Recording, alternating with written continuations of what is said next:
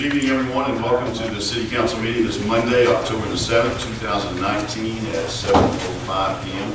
Ms. Derry, would you call the roll, please? Yes. Stacy Brown. Here. Rob Baker. Here. Bob Powell. Here. David Stan. Here. Tim Terry. Here. Lance Terry. Here. Thank you.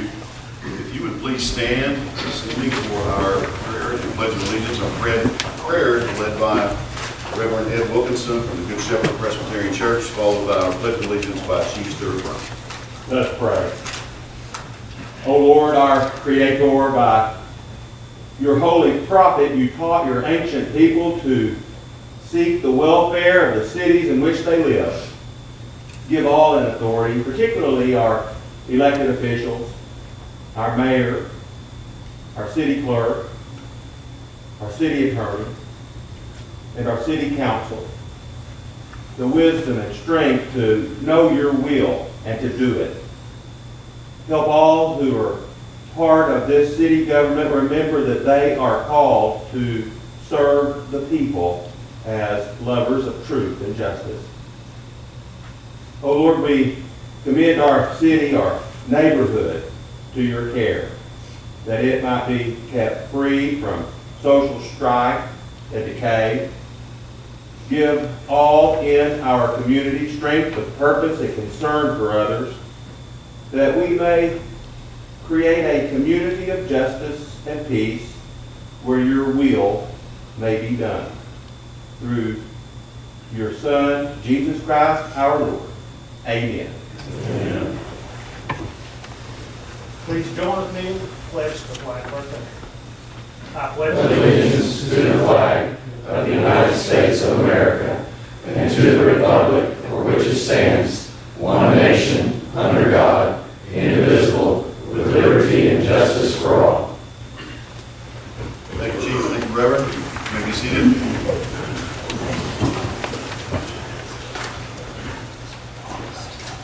At this time, I would ask the council approval or to take a look at the minutes if you've not had time to do that so far from our September the 9th, 2019 council meeting. I'll make a motion to approve the minutes, Mr. Mayor. Second. Thank you. We have a motion and a second to approve. Mr. Brown. Yes. Mr. Baker. Yes. Mr. Powell. Yes. Mr. McDaniel. Yes. Mr. Terry. Yes. Lance Terry. Yes. Thank you. This time on your agenda is the recognitions and acknowledgements. I would like to recognize that we almost have a full house, so welcome everyone for being here this evening. And the recognition also, I'm going to call Chief Stuart Bryan to the front, if I may.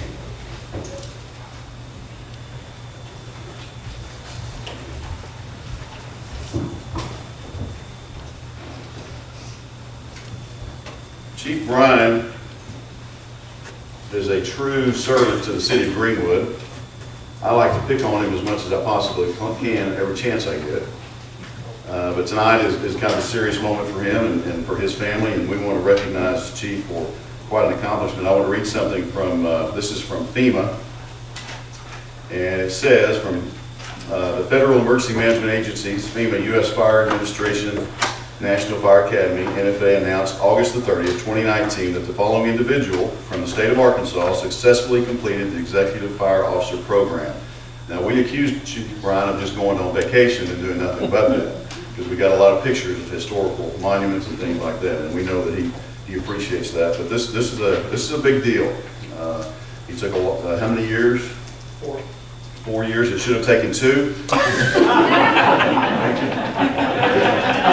You see, I can't help myself. But let me read a couple more things here from FEMA. The intensive VFOP is designed to provide senior fire officers with a broad perspective on various facets of fire administration. According to U.S. Fire Administrator G. Keith Bryant, this program provides fire service officers with the expertise they need to succeed in today's challenging environment. The required executive level courses are executive development, executive analysis of community risk reduction, executive analysis of fire service operations and emergency management, and the final course being executive leadership. And as much as I give Stuart a hard time, I think he well deserves. He represents the city as well as anybody could in this position that he's in. I've known Stuart for a long time. I served alongside him as Parks Director for 9 or 10 years, and then he got to become mayor. So it's an honor for me tonight to recognize him. I know his family. This happened, what, a couple of weeks ago? Yeah. So we mentioned it last week, and I said that's all I was going to do. But we want to do it. This is actually a letter from Asa Hutchinson, and it says, "Dear Chief Brian, I recently received a letter from the Federal Emergency Management Agency announcing your successful completion of the U.S. Fire Administration National Fire Academy's Executive Fire Officer Program on August the 30th, 2019. I commend you for expanding your knowledge of fire administration. Congratulations on this great achievement. Many lives are positively impacted by your admirable efforts, and you can be confident that you are exceeding your goals as a public servant through your high level of initiative. I appreciate your willingness to provide this courageous service critical to the well-being of Arkansans. As governor, I am grateful for your services and sacrifice, and I'm proud of your commitment to helping people in your community. I look forward to what you and the Greenwood Fire Department will accomplish with your new honor.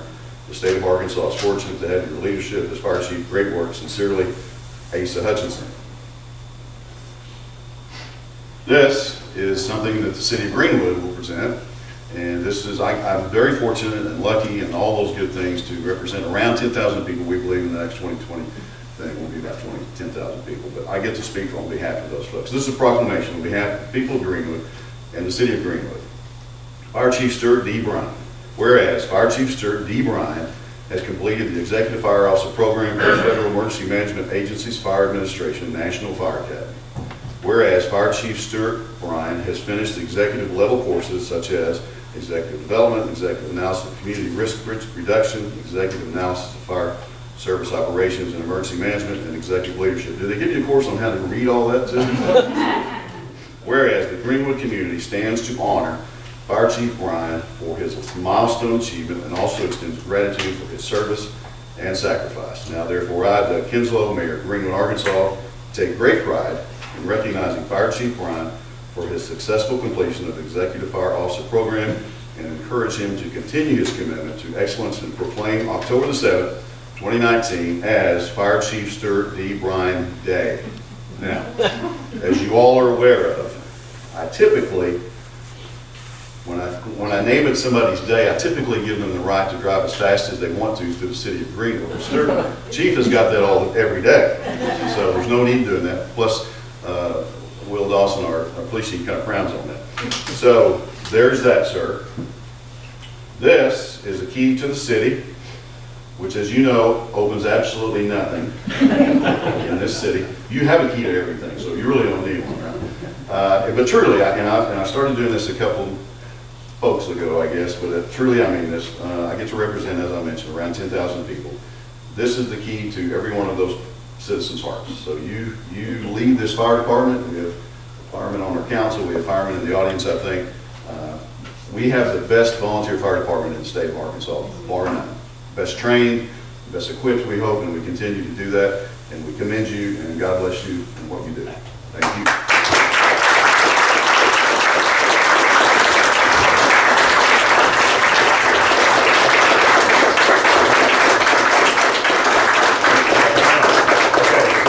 You may have noticed he whispered in my ear, well, he didn't really whisper, but he said, "Don't forget Fire Prevention Week." I've heard that for the last 2 months. I'm not sure how long a week can last, but it is Fire Prevention Week. Thank you, sir. You're doing a great job. And thank you, family, for being here. His family, not mine. You're my family.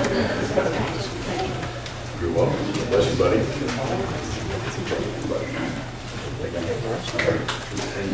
Now, one more thing from the Bryans before they leave.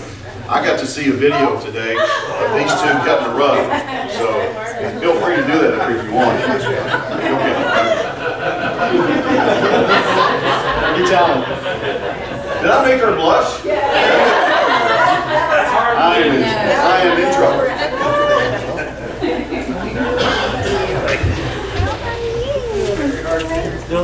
Good to see you.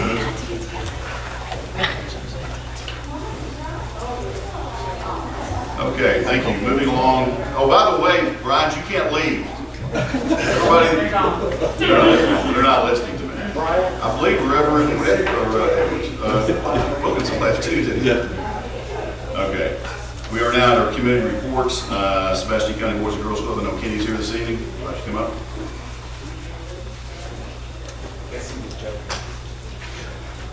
Took a break from soccer. Yes, sir. I apologize. You know, I try to be here every meeting, and I've missed the last couple. And it's just me not taking time, and I apologize about that. And I'll try to be here more often. As you can see on the reports, we got a lot of things going on out there. Flag football is going to be ending. We've been doing it with Hackett and Mansfield. Hopefully that they're going to come in basketball, and it looks like them as well as Lavaca will be coming in baseball and softball. Soccer season, we started this last weekend, great turnout. We'll run that through Thanksgiving.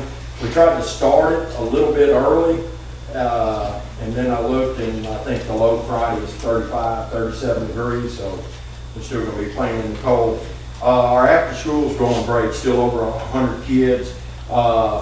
If you want to see something special, please come out there after school. We have a young lady who goes to UCAS coming out there teaching Spanish classes, and those kids are picking it up where they can talk to me, and I have no idea what they're asking, and they get it. So we also kicked in high gear with this program, what we call 5 Alive. Every one of our workers and mentors out there has 5 kids that they talk to every time. We get to find out a lot of good things. We also unfortunately find out a lot of bad things. But we're there to help. It's a new program we started, and it's really gone great. This month, we're going to have a softball, baseball tournament. We also have a basketball tournament this coming weekend. We're also partnering up with the gentleman out of Springdale who throws all the tournaments up there, and they're going to come down here and start using our facility and everything, and we're going to partner up with them to do more basketball tournaments, bring the teams in from out of town. Basketball and cheer signups are going underway. October 19th at Boondocks, we got the pancake breakfast, a fundraiser for us. You get a chance to come on by there. I won't be cooking, so they're going to be good. On the 25th, we have a Halloween costume party/dance. It's from 2nd grade to 6th grade. Those kids have a blast. We have been partnering up with Mr. Perry. I believe he's a 3rd grade teacher. I think he teaches 3rd grade. Absolutely nuts. He is great. Kids love him. It gives the kids 3-4 hours where they can get out and have a good time. We usually average, again, 150, 200 kids. We're expecting about 250 for this Halloween party, so it's a great thing. Also, this Thursday, it's not written on here, at La Fiesta, we're doing a fundraiser. It's called 10,000 Strong, which are 10,000 residents. Mayor, that's kind of what we figured, 10,000. That's why the fundraiser is 10,000 strong. Well, we have a La Fiesta all day Thursday. A portion of their sales will come back to us. Well, that is with our 10,000 strong fundraiser. We're going out trying to get 10,000 individual donations. A penny, a nickel, a quarter, whatever people can do. You might have seen us. We've been at CB's. We've been at Walmart on 71. We've been at Casey's. Been at Dick's Sporting Goods out there. Right now, we're sitting about $2,700 that we've raised, and we've only done this for 2 weeks. And we have right at 2,000 people that have donated change or whatever. So this is what we're pushing, to get 10,000 people, get the community behind us, no matter how big or small, whatever people can do. And, you know, we can point to all the improvements we've done this year out there. So, again, we thank y'all for everything y'all do. Without y'all, we'd be shutting the doors. So we really appreciate that. Does anybody have any questions or anything? Where are you refereeing this year? Because I want to come watch. I did flag football and soccer this week, but Thank you, sir. soccer's hard. Thank you. Thank y'all. Appreciate you. Appreciate y'all. You got a tough job. Appreciate it. SRCA, I was informed we do not have, I don't think you have a written report even from the center, but we will get on top of that and get you something next year or next month, sorry. But if you have any detailed questions, you can ask, you can call the office. Daniel will try to answer for you. Parks Commission, I know Mr. Goldstein's here. I think you would like to address the council tonight. afternoon, Mr. Mayor, City Council.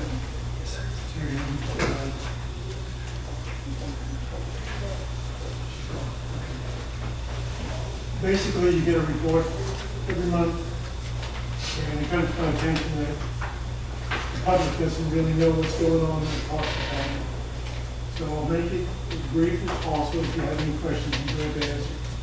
First of all, Fall Festival Saturday. Congratulations to our Parks Director. It was a job well done. And it was one of the best years we've had, so thank you. Phase 2 promenade project up at the Bell Park has been surveyed. Things are moving along. As soon as we get started on Phase 2, we'll apply for grants on Phase 3. Asa Louise playground equipment for the little people has been ordered, and it will be installed probably next week sometime. And the mulch will be following for all the parks, Bell Park as well. The Ed Wilkinson Pavilion was rented 6 times in the month of September, and the Pavilion #1 was also rented for 6 times. The basketball courts, we just received a bid for $28,560 to redo the basketball court. Finally.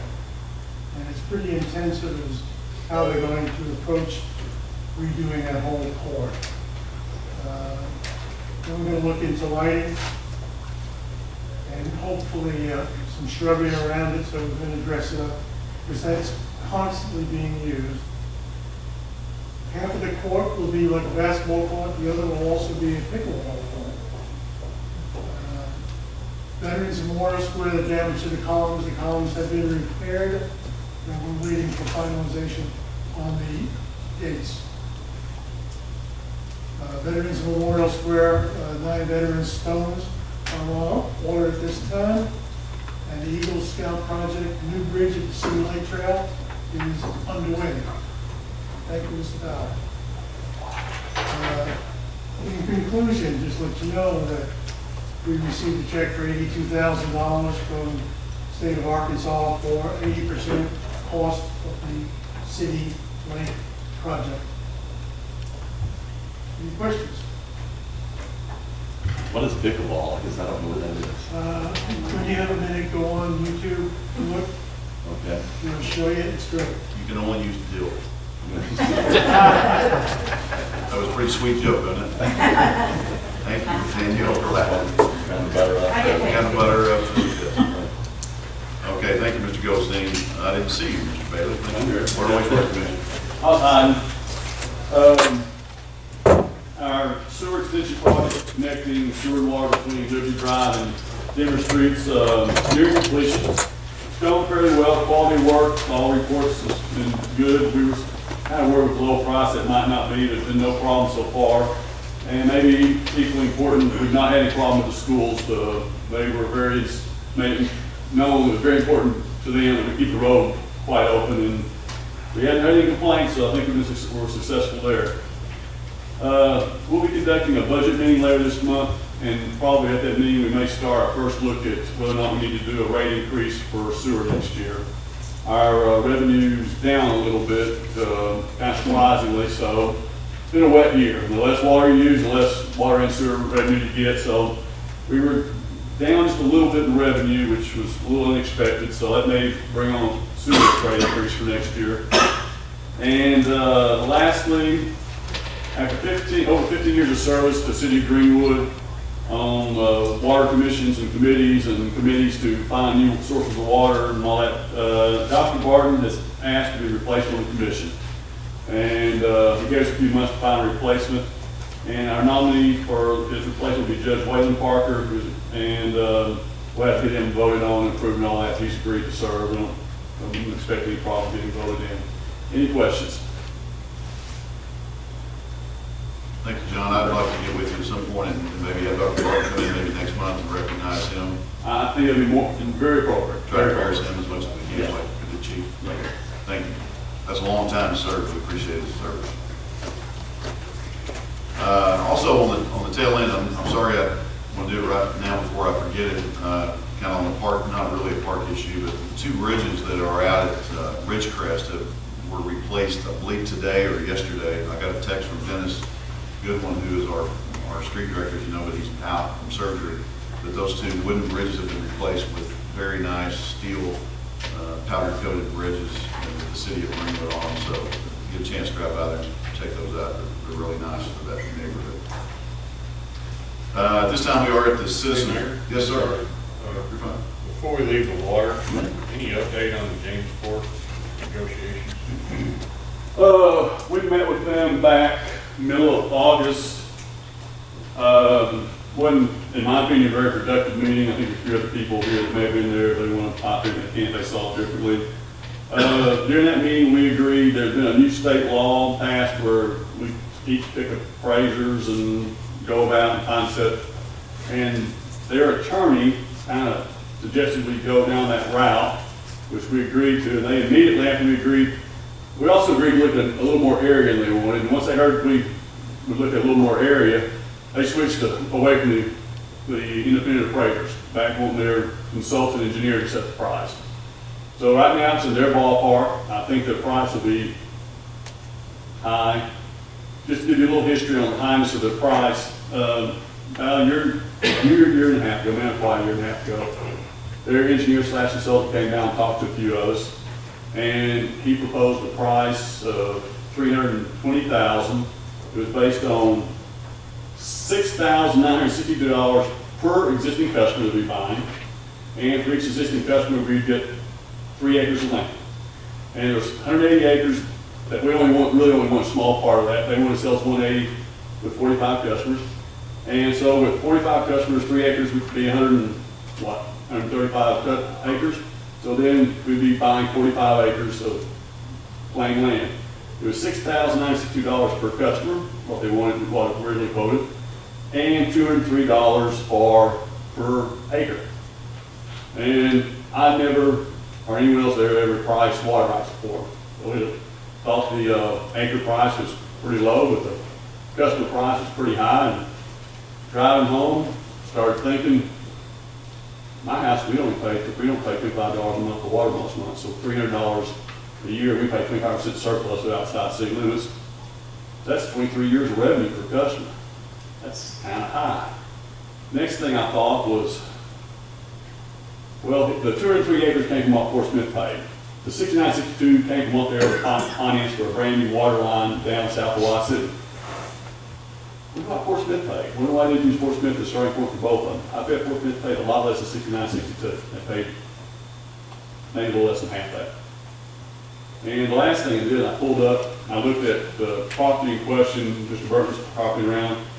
Then I realized at $203 an acre, that's less than $8,000, and we're going to pay $320 to get what, $8,000 what we really wanted originally, and then that wasn't their official price. They had to buy. That's what their board went to point some off out. We don't know the exact price. It was a telephone call, and no one seems to remember the exact price. And that time we didn't know how much money we had. Tom had not been hired yet, and the budget was kind of a mess. We didn't know how much money we had. And so by the time we realized how much money we had, we started negotiating again. And the last word from your consultant was the price we got the same was original.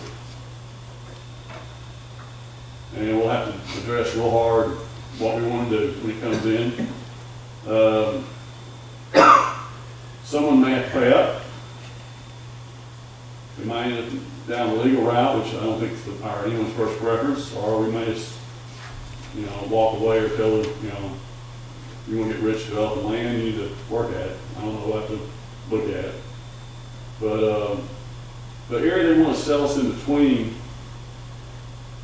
some of it's in between the Burton property and back toward, I think, the Westwood Baptist Church in that area. And they've got some problems in their lines there. We're aware of those problems. I know about 3 cases that people will talk of bad pressure have in that area. And there's a house, a rock house in the corner of Liberty Drive in Ten Spur. That used to be a James Fork customer. James Fork hooked them up to our system. James Fork paid the hookup fee, the water tap, the whole 9 yards. supposedly because of poor pressure. And the guy complained out from the problem. So, they're trying to sell us a problem at top dollar, in my opinion. You know, it's kind of like when you're a motivated buyer, and we are somewhat motivated buyer for burden property. You know, the motivated buyer pays more. If you're a motivated seller, normally you sell for less. They're a motivated seller, will sell for top dollar. So we'll have to look at that later. But we're no near reaching anything on that we were a year and a half ago. Any other questions? Okay. Thank you, Mr. Bailey, appreciate it. At this time, we are at our citizen forum section of our agenda, and we have three citizens that have signed up tonight. Forgive me, I think the pen was not writing well back there, so it's a little hard to read, but I want to ask, is it Russell Woody? Is that correct? Mr. Woody, if he comes forward, and I'll remind everyone on the citizen forum, you have 5 minutes to state your whatever you want to talk about. If you would just start out by stating your name and address for us. My name is Russell Woody. I live at 127 East Lincoln Street. That's where I'll communicate a contact with. My question is about the building that's fixing to be put into duplexes. What are they going to do for sewage? Because I was told a while back that they couldn't do anything with sewer because the sewer lines were already screwed up. Couldn't handle the extra load. And I'm trying to find out, because we're already having sewer issues in my area. I get flooded on a regular basis, so I'm just trying to find out what how they want to fix that issue. No one has. I don't know if council is prepared to answer that question. Our water sewer folks are not, neither one are here tonight. Tim Posey or actually Greg Cross is not here to really answer that question, and certainly it's a good question. That's what I was scared about, because I was told many years ago, because you came to my house, you Yes. saw the drainage. Yep. And when that drainage was put in, they said they did it that way. I was told to do it because our sewage couldn't handle that extra load. And so now y'all's talking about putting almost another 10 toilets on that line. Yeah, well, and here's what I know about what I can tell you, and Mr. Bell's here tonight from the planning department, if he wants to speak on this, is one, as this moves forward, the commission, I attended the last part of our planning commission meeting. I don't have to sit up here, I get to sit in the back like, you know, you get to listen to it all, but that was brought to it, it was rezoned. I think the commission, correct me anytime, Mr. Bell, the commission voted to rezone that R5, which gives some more options to any developer. Before anything is built, I can assure you this, it will be brought back to the planning commission for sure. The planning department will look at it. So they will have to have a plan of how to address what you're talking about. Sewer, for sure. I mean, we're not going to allow it. I'm into the sewer, the drainage, the the whole bit. I know the drainage is a huge issue. Like you said, I came to your house probably 4 or 5 years ago. So, last year. yeah, oh, I'm sorry, I thought it was longer than that. But I don't have the answer for you. Okay, I was trying to find out. Because Sure. I live right on the corner of that property they're wanting to build. Everything comes right through my yard. Yes, I witnessed that. I just want to know how they want to fix it. Yeah, it will have to be a plan. There will not be anything built, there will not anything be allowed to be built that will make it worse. Hopefully, everything we do will become better. That's my pledge. Without a specific answer. And by the way, you're welcome to come back or call my office, and we'll get you in touch with Mr. Cross, who is very much aware of what the issues are there now as far as sewer, so he can really answer. Okay, thank you, sir. Appreciate you. Next on the list is Mrs. Paula, forgive me, I'm not even going to try. I don't think it's a hard name, I just can't see it well. My name is Paula Gipsia. I live on Thistle and Greenwood. I moved here 15 years ago with my husband, when we retired. I moved here because I wanted to get out of Southern California and get off the freeways and 2-hour traffic on the way home.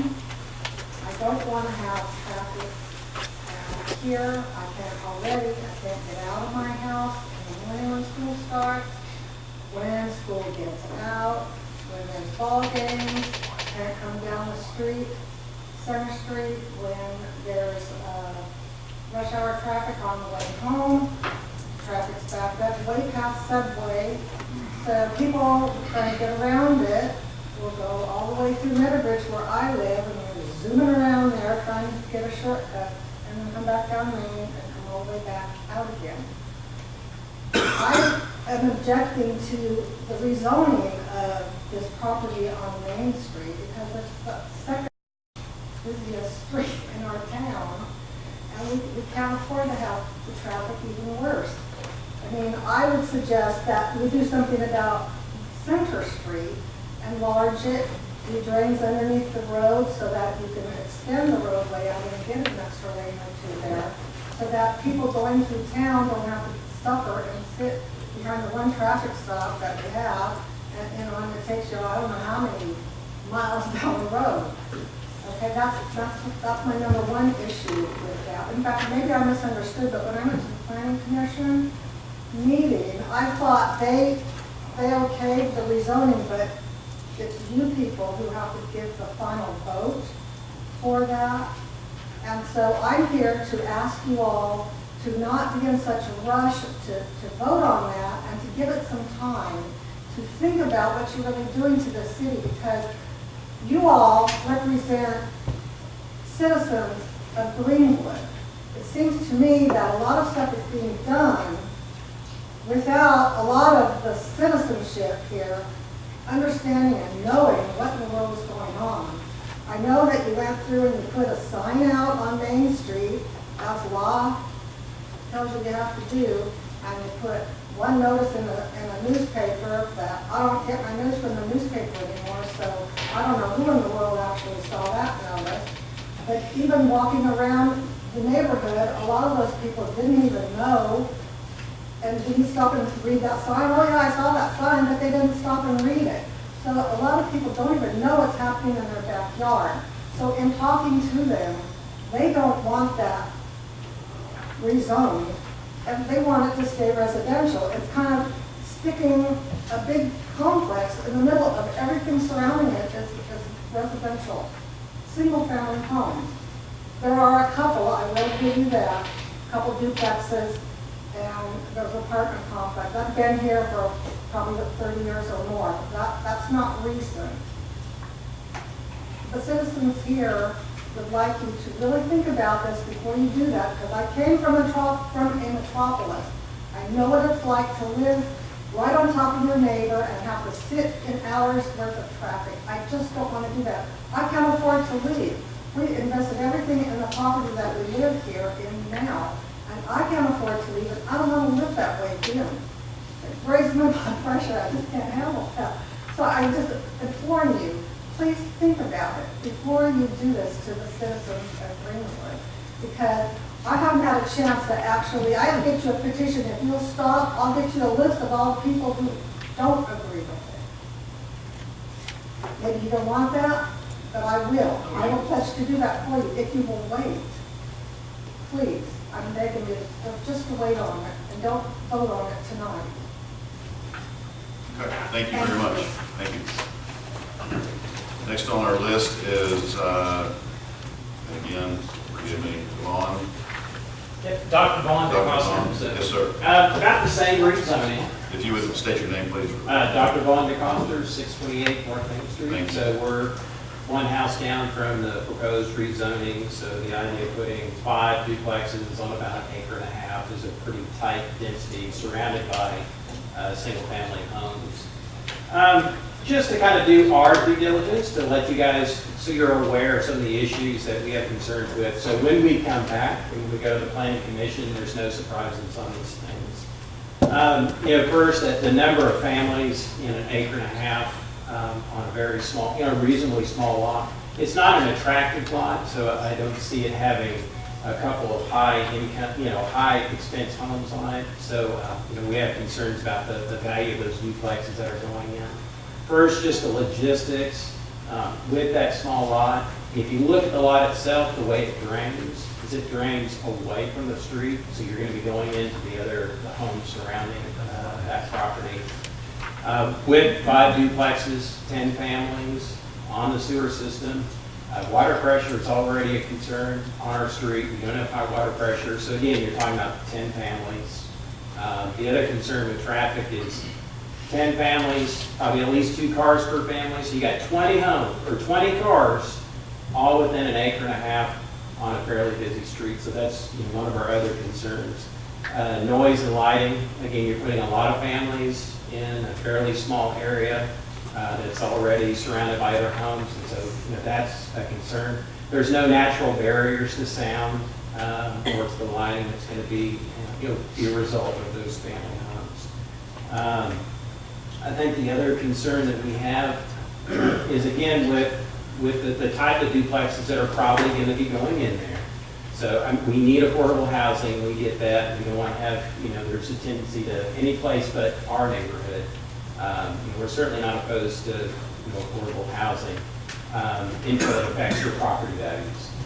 It is very unlikely that this duplex complex is going to increase our property values. And then you have to think about you think about the immediacy of getting these low income or these duplexes, affordable housing in there, but the long term is going to be what's going to happen to the surrounding homes. Because if you're familiar with that part of, the older part of Greenwood, it could probably go both ways. Home values could either go up depending on what you put in there and what you build, or they could go down.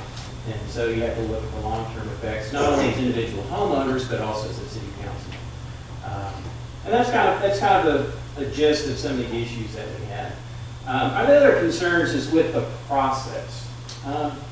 We were told by the commission that the planning commission that it had already been rezoned to, the 5. Well, then why was the vote needed? That didn't quite understand that. Why would a vote be needed? And the same thing, if it wasn't important, what's already happened, this vote is kind of secondary. Well, why do that so that the contractor, the developer, would then feel more comfortable about investing money and time in planning? So again, it just raises questions about the process. And we certainly want a very transparent, clear process that makes sense, not only to the commission and to you, but also to the citizens, that all of you are serving. Now, I have a PhD, and if I can't figure it out by reading what's on the website, doesn't make me real smart having that degree, but still, I think our jobs as public services also to educate the folks. And I don't think the commission did a real good job the last meeting. And no offense, but as an educator, there just wasn't much. They listened and they voted, and there was no feedback coming back from the commission. So that's all I've got. Thank you. Thank you, sir. Is Mr. McKinney here? Did he leave? Robert, could you touch on, and I may be confused myself, I often wake up confused, but I know the commission voted to go with R5, but it wasn't already done as it wasn't already R5, right? It was looked at by the city at one time. Is that correct? Can I speak for Absolutely. as a city official, not as a Yes, sir. citizen? Yes, sir. So no 5-minute time. You got 2.5. Well, We do have a long agenda, so we can't Specific dwell on it. questions here. I want you to, if that's okay with council. Well, can I ask a question too, of, I guess, Mr. McKinney?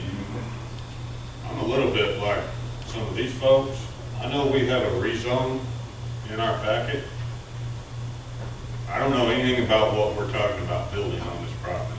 I don't know if you're talking about a duplex or a high-rise apartment complex, so. and no one else does either. Okay, so if you could explain that part of Let it. me interrupt for just a second. I invited you up. It was just pointed out to me that you're on the agenda for a little bit later, so let's wait. This issue. Yes, Yes. the ordinance. I'm not personally, but. Okay, For however long- let's address that then, if that's okay. Is that okay, council, so we don't get too out of whack? We got a long agenda. Thank you, Mr. McKinney. I appreciate your cooperation. You might want to think about moving that up, the citizen part of what we're doing. Well, yeah, we've got a couple of pretty pressing things too. Yeah, we could move it up from where it is here in a minute. Yeah, we'll do that here in just a second. Thank you, sir. So, with that being said, let's, thank you citizens for coming and speaking. Hopefully we can get some of this stuff addressed. We are at our financial report section. Mr. Tom Marsh, if you would. I'll keep it short, because I know it's long. The city sales use tax good news is that it's tracking and trended up rather significantly in the month of September. You'll notice that it was a 6.1 over the previous year's September, which boosted our cumulative from 1.8% to 2.3%.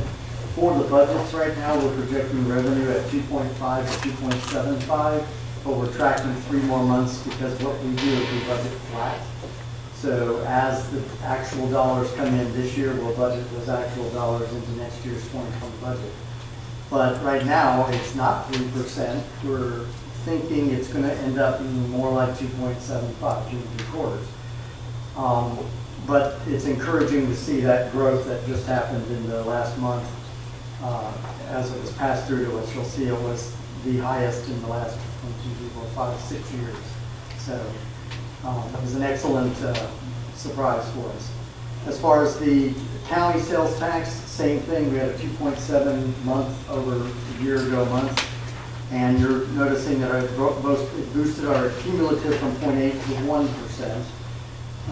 Year ago, we ended the year at 1.8%. We're budgeting a 1.5% right now, but that, like I said, will be actually just a pass-through of our actuals this year, but I have to have a number in order to start gauging some of the expenses that are being budgeted for each of the departments. As you were made aware, the budgets are being worked on right now. The study sessions and preliminary budgets are actually being worked on as we speak. Tomorrow I have a meeting with Parks to go over some of their budgets, and we are hoping to start our City Council budget study sessions in November. We're still waiting on a couple of key things to come in, one being health insurance, and I'm waiting on some information coming back from our property, auto, and equipment insurance companies as far as what they're anticipating the increases to be for next year. Going on, one of the things to point out on your income statement, page 8, in there would be the fact that our surplus grew by $38,000 from August through the 9 months ending September. It was $892,000 in August. It's now $931,000. So it's continuing to grow. The capital outlay expense, you'll notice, is now at 14.4%. So it is inching up there a little bit, but that's only 14% of our expected expenditure of $5.4 million. So there's a lot of capital expenditures that are still not either in production yet. They're still in the design and architectural phase, but we're looking at some significant carryovers in the 2020 budget as a result of these projects not being completed and the expenses not being incurred yet. And that's a lot of the reason why we're at such a surplus that we're at right now. You'll look at your cash flow statement on page 9. You'll see we're right now at a cash increase of $626,000 that also is inching up and going up. From where we budgeted a end of year $10 million. We're at 11.6. So we have a $1.5 million increase in our overall fund as of today. So the detailed breakout of all of our funds are sitting on pages 10 and 11 for you to look at, each fund, and all the restrictions and the unrestricted accounts that we have associated with those funds. And then the last thing I want to point out to you has to do with page 16, which is your general admin department. I constantly keep you focused on the SRCA, the senior center, because of an upcoming contract that we're having that's going to be up for renewal in January. I did one thing that I want to draw your attention to, the item 65475, which is maintenance and repairs nonprofit. What I noticed in there is that we were recording utility expense in there, and it wasn't being isolated, so I added another account on page 17 down at the very bottom, one up from the workers' comp. It's utilities nonprofit. So now you can see exactly what the utilities expense are that we're paying for on the SRCA. And you're looking at the maintenance and repairs being true maintenance and repair costs off of what we budgeted. So if you have any questions about the detail, what makes that up, I have a detailed breakout. What are, when you say utilities, is this gas? That's gas, water, electric. Gas, water, electric. They bill us for it. We don't pay those bills directly. They actually submit a bill to us showing copies of the actual bills that they received and paid. And they show us proof of payment. So if I'm understanding right, yeah, we can add those two just to get a. It's 12,000, right. If you look at it, right now our budget is 13,750 for 9 months. That's what we have when you look at the total paid contract amount for the SRCA operations, which is 11,250. That's actually right on budget, right on target, because that's a contractual obligation we have for their operations. But as far as the repairs and maintenance and utilities, we budgeted 2,500. We're at somewhere in the neighborhood of a little over 12,000. So our budget variance right now is 10,291.72. That's how much more we've spent from what we budgeted. Where did we come up with the figure that we budgeted? The 2,500? Yeah. That was what was usually customary, and we weren't really tracking until I started tracking. The repairs and maintenance was just being dumped into general and admin, and it wasn't being isolated to the senior center. And then I wanted to know a year ago, what are we actually spending on the senior center, and how does it relate to the 2,500? So now that we're tracking it, it's glaring, and that's why I wanted to draw your attention. In that somewhat loose contract, there's a listing as 2,500, brought it to the council's attention a couple of years ago. It was just an odd, but that was the number. But yeah, that's, and again, that was all really kind of maintenance and supplies. But then there was our contract that's over and above that. Right, which is the operations that you give them to run the program. Run the program. Right. And so that's on track, but that was a given to our contract. That's set in stone, yes, and that is also up. You have 2 contracts that are coming due. You're going to have the annual contract for the operations, which right now is $1,250 a month. And then you have the lease contract you have with Farmers Bank, which is the one that's in question because it's what's mandating that we pay the repairs and maintenance and the utility costs. So I just wanted you to see how it broke out.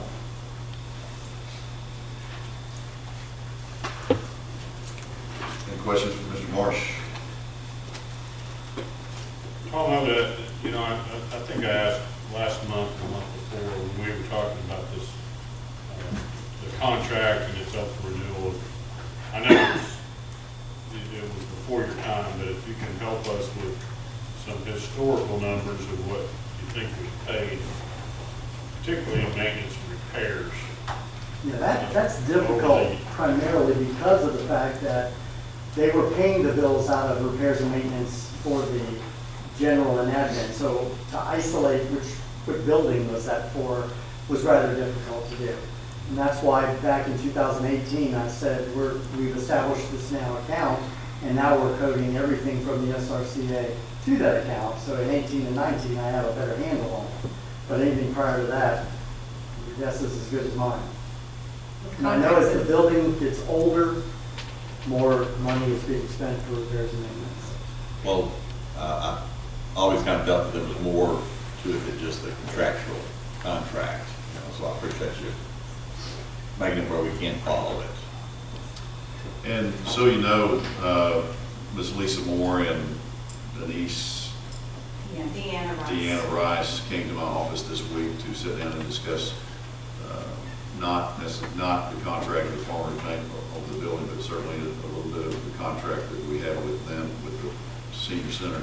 I think they just wanted some assurance from me. And I told them I couldn't speak on behalf of all council, but I could certainly, I assured them that we were not, and I know there's no intent to pull the rug out from under them or whether they're not able to stay in service. That's obviously a huge asset to our community, and a lot of folks use that. Anyway, so I want you to know they're talking with me, they visit with me twice now about it. So, but I encourage them to probably, with your permission, and of course they're open meetings anyway, but they may attend the study session when we get into the budget session, or the study sessions of the budget, where they can come and kind of tell you what their needs are, what their thoughts are. But the bank building itself is kind of a separate, well, it is separate. So The problem that you have is that anything that we negotiate out of that bank contract falls on their operations. So they would probably be looking to the city to then renegotiate the contract for operations to defray some of that cost, because it would fall right back on their operations. Right now, we're picking that up. The contract for SRCA is January 1, it ends December 31st, that's their operating contract. The lease that we have that's gone through Farmers is a January 31st end date, so it's February 1. So we got a month lag between the two.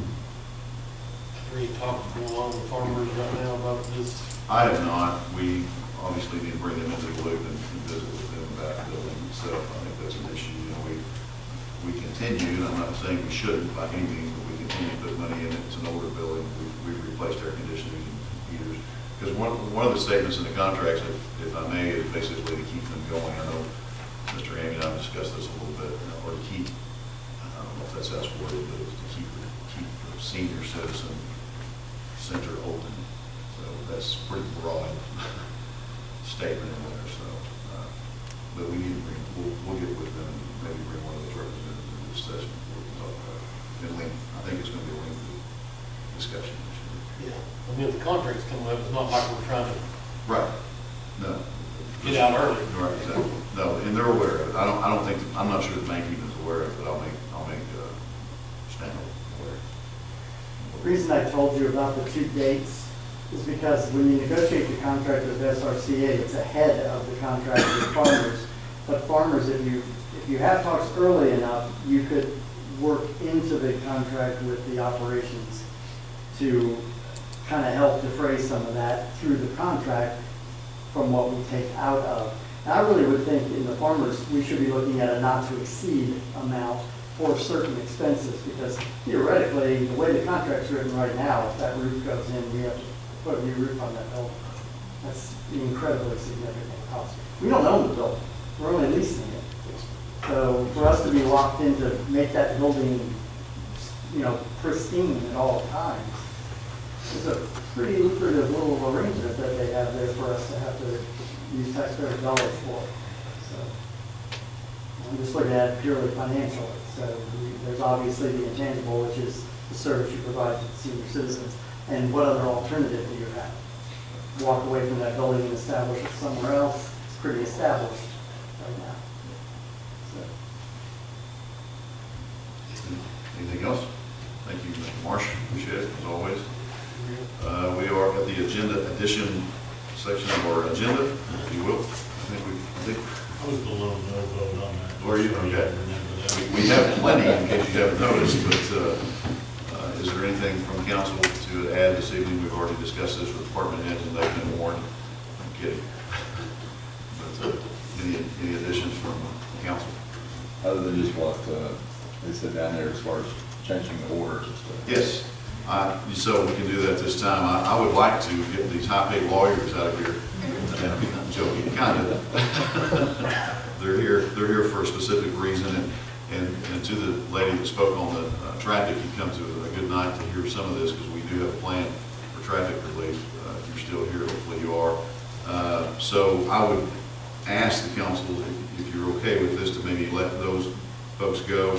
I mean, go ahead with in the order, and then the gentleman here from the Nick from the solar energy company, and then put in there, move up, I'm sorry, number 9 into the number 4 slot, I suppose.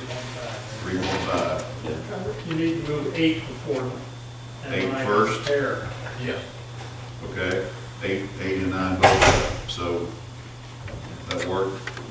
8's 3.5 and 9's 4. How about that? We'll go from there. Thank you. Is that good with council? Yes, sir. Okay. And so I think we're there. We're good to go. Okay. On the let me get this. Old business is on old business, which is mine. And we've been talking about traffic relief for some time now. I just want to say one thing, because obviously we're going to get on this in just a few minutes.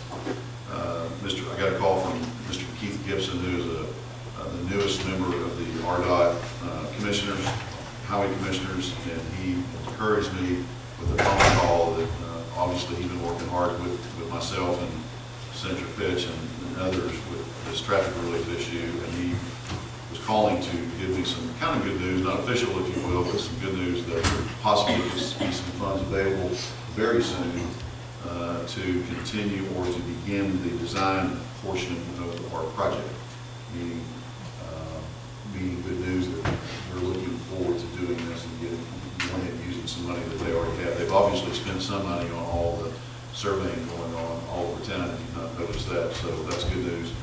And I informed them of our moving forward, hopefully with tonight, about putting this on special election to raise our own money to go with that, so he was encouraged by that too. So that's that part of that section, and we'll go to,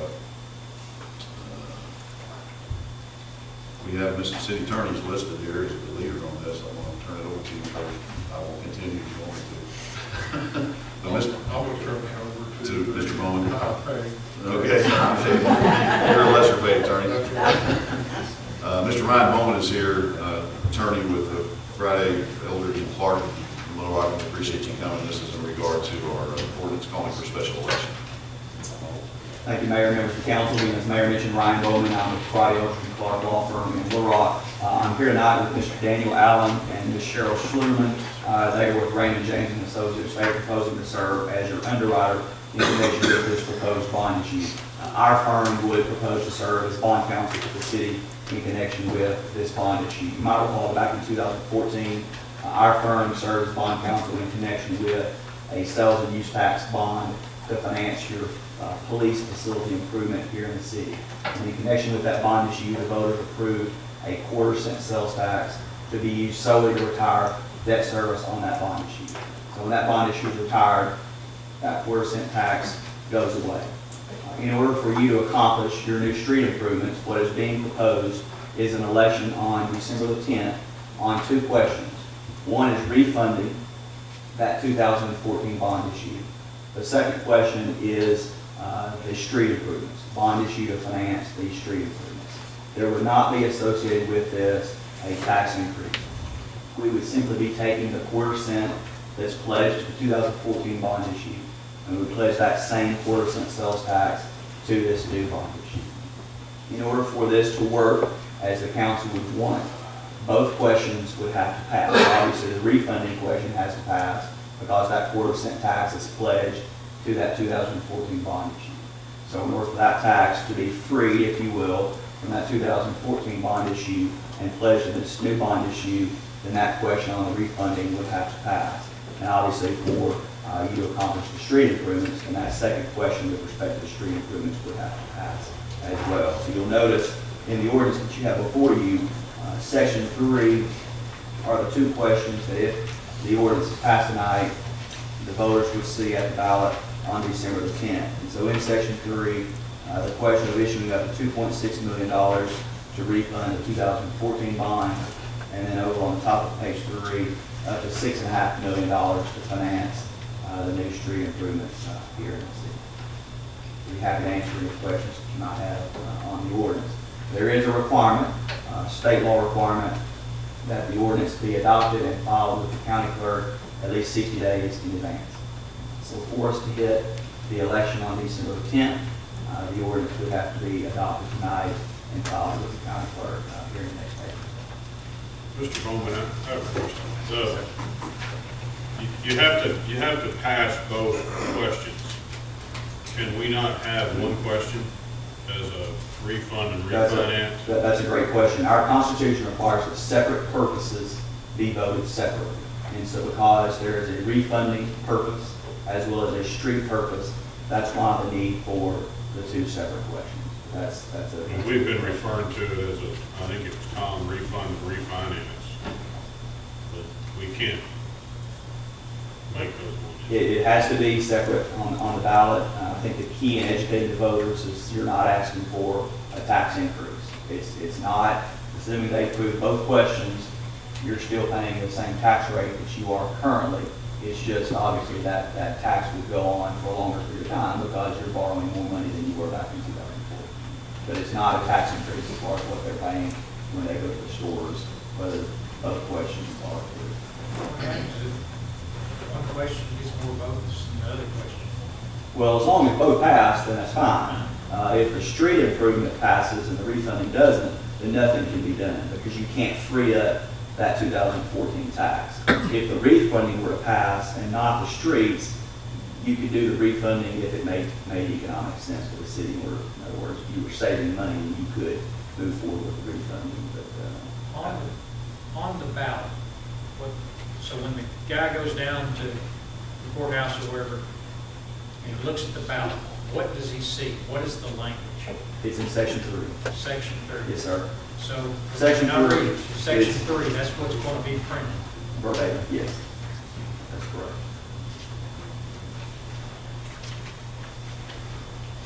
And if you'll notice in the lead-in, it's very clear that if the bonds for one or both purposes are approved, and one of such is the refunding, then there's going to be levied a new quarter-cent sales tax. But it goes on to say the tax will replace an existing quarter-cent tax that was levied back in 2013, solely to retire those bonds. So from the state standpoint, this is a new tax, okay? Because that tax could only be used to pay debt service on your 2014 bond issue. When we pay off that 2014 bond issue, that tax has to go away. So it's in effect a new tax, but it's just a continuation, quarter-cent for quarter-cent. Now, is there any way that as a city or can we advertise where to say that, this is not a new tax, it's just a continuance of an existing tax? I think it's not a tax increase. I think that's the best way to educate the voters. This is not a tax increase. So you're not only continuing to pay on your police facility improvements, you're also getting up to $6.5 million to finance the street project that's very important to the city and its future without a tax increase. And this is, just keep in mind, this is only the city's portion.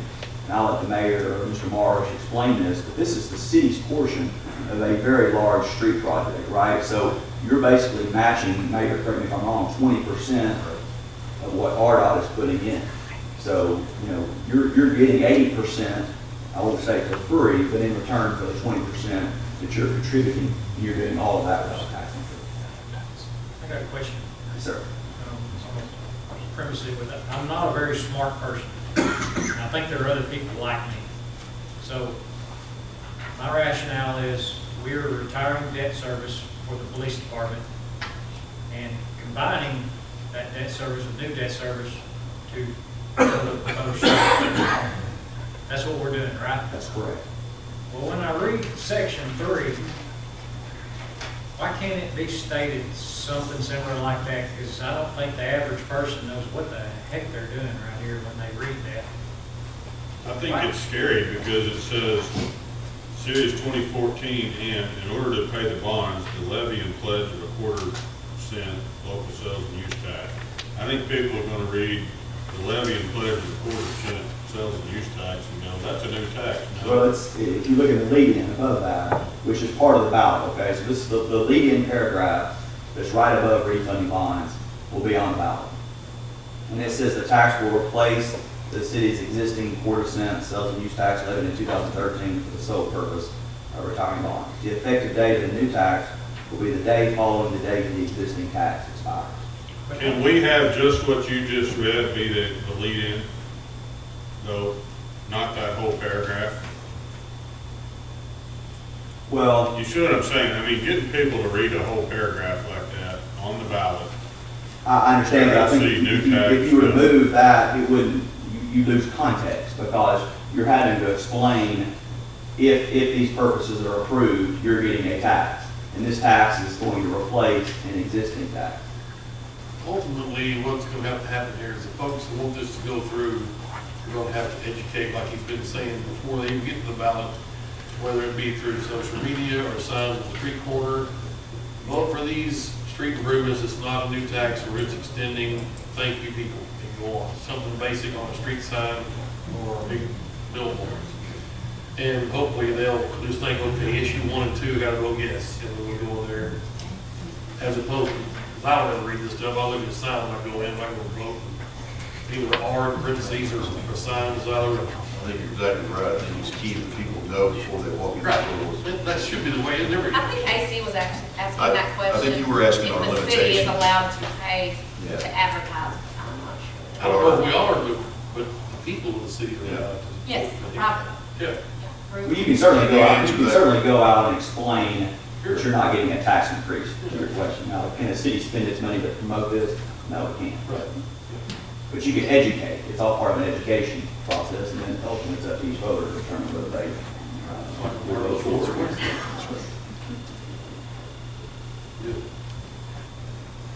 But again, it's no tax increase, you're refunding your 14 bonds, and you're getting $6.5 million in project funds for a 20% match, that in return, you're getting a 80% state money. Well, I think you made it as concise as you can and understandable as you can. You know, I kind of concur with Daniel down there that sometimes people look, oh, I'm going to read all that. You know, I'm just going to take notes. So I think it really is incumbent on us to educate. Well, everybody that's ever voted has always gone and read a bunch of whereas, and hubbub and jump. Nobody ever reads all that stuff in the ballot. I mean, you just go in there knowing what they're, most people already know what to do when they walk into the curtain. So you need to have the elementary verbiage for people like me and Rod out there on the floor, or on Facebook or wherever. I agree with him. No, perfect. Mayor Matt needs walking shoes. Absolutely, I got walking shoes. They're called campaign shoes too. So what we need to do here tonight is suspend the rules and pass this by title only, right? Correct. We could have 3 separate motions to suspend the rules, first, second, third reading by title only, and then a motion to adopt. That only ensures that it can go on the ballot on December 10th. You don't have an emergency clause on here. It does not have an emergency clause, that's correct. Do we have to add that? You do not have to have an emergency clause on the election board. Not required, not necessary. So you can still place it on 3 separate readings by title only and adopt without the emergency clause. Well, I'll make the motion, we put this into the first reading by title only. Second. Motion second. And that motion doesn't include suspending the rules, read by title only. Mr. Brown? I'd like to add suspending the rules. So when you're talking about 6.5 plus 2.6. Well, this is just for first Over reading. $9 million. So Just yeah, make sure. just- Yeah, we'll get to that, Chuck. Yes. Mr. Brown? Yes. Mr. Meeker? Yes. Mr. Powell? Yes. Daniel? Yes. Tim Terry? Yes. Lance Terry? Yes. Unanimous. An ordinance calling a special election in the city of Greenwood, Arkansas on the questions of issuing bonds under amendment number 62 to the Constitution of the state of Arkansas for the purpose of financing and refinancing the cost of capital improvements, levying a 1/4 of 1% sales and use tax for the purpose of retiring such bonds and prescribing other matters pertaining thereto. I'll make a motion that we suspend the rules and waive the second, third reading Second. by title only. Does that sound good? Yes, sir. Thank you. Okay. Motion second. Mr. Brown? Yes. Mr. Meeker? Yes. Mr. Powell? Yes. Mr. Daniel? Yes. Tim Terry? Yes. Lance Terry? Yes. Unanimous. Will you Make read, a motion that we adopt the ordinance. Charlotte, do you mind reading the ordinance by title only? You want me to read it? Please. Okay. An ordinance calling a special election in the city of Greenwood, Arkansas on the questions of issuing bonds under amendment number 62 to the Constitution of the state of Arkansas for the purpose of financing and refinancing the cost of capital improvements, levying a 1/4 of 1% sales and use tax for the purpose of retiring such bonds and prescribing other matters pertaining thereto. Now, who made that motion? The motion. Motion to Second. adopt. Mr. Terry. So Rod, you just do a motion to adopt. That's fine, because you combine the second, third reading in one motion, so that's fine. We're good on him? I'll make a motion to adopt the ordinance. I'll say, Okay. Mr. Brown? Yes. Mr. Meeker? Yes. Mr. Powell? Yes. Mr. Daniel? Yes. Yes. yes. Unanimous. You have one number? Not yet. Okay. We stopped by the church, I can- 30 years ago, they made me read this whole thing. I can give that to you. just- Three times. We've done it. Yeah. Thank you all very much. Thank you. Thank you, Mr. Bowman. Thank you very much. Thank you, council. I think at 8:15, approximately 8:14, we've made some history tonight. There's been a lot of work by a lot of people going toward this, getting this presented and getting a package, if you will, put together so that voters can finally make a decision themselves on what they want to do about traffic relief in Greenwood, Arkansas. So I know it's not passed yet, but it'll be on the ballot December 10th, and I thank you very much for that. And we move forward. Thank you, sir. It'll be ordinance number 19-08. 19-08. Mayor, during council forum, I want to say something about this. Okay. I don't want to take up time right now. Okay. During council forum. Okay. So don't get us out of here too quick. Okay. All right. Thank you, gentlemen. Thank you, sir. Sorry. Giddy there. What day is that? Senator Pitch is here. Senator Pitch is here, and thank you for being here, and thank you for your hard work toward this movement of this video. You guys did the vote. It's all up Appreciate there. You stopped, you didn't stop, but you slammed the table a couple times when we were up there for me on my behalf, so thank you very much. We appreciate you. Okay, don't let me get out of order here, folks. I know we're going to move to number 3, which is a discussion on solar energy for municipal buildings, and this is Nick Plasterus. Did I do that? I butchered it. I know it. Lusty rats? I'll leave it alone. How about Plasteris? Plasteris, that's what that was next on my list. First of all, good evening, everybody. Nick Plasteris with City Council Mtg. Everyone has a copy of this, the presentation overview from City Hill. And this will be available for everybody to look at as I go through this presentation for the government side of a potential solar power plant for the city of Greenwood. I would like to go through our leadership team, the regulation and legislative experience that we've carried, the city of Greenwood current status. I'm on page 2. The environmental impact for 100% renewable energy for Greenwood. The completed projects that Scenic Hill Solar has done. Remote net metering details and the features of the solar power plant. Monthly generation versus solar generation, which I actually have a graph for you to see based on the numbers that have been provided by the city for this potential solar power plant. The impact on electricity prices. The financial structure options, savings, and payment options. Timeline, how long does it take? And of course, Q&A. If you go to the experienced leadership team, our CEO is Mr. Bill Holter, the former Lieutenant Governor of Arkansas.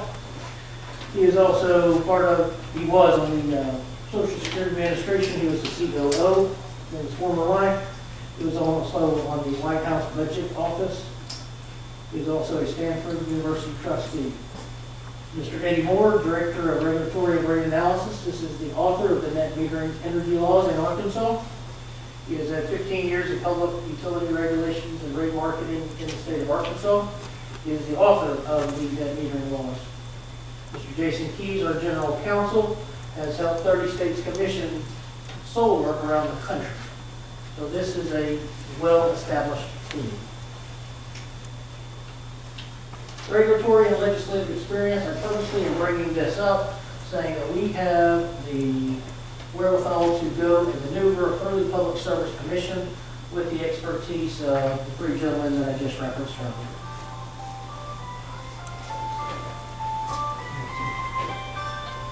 And now we're going to get very specific for the city. What you have are 2 separate utility companies. One is being SWEPCO, the second is Arkansas Valley Electric Co-op.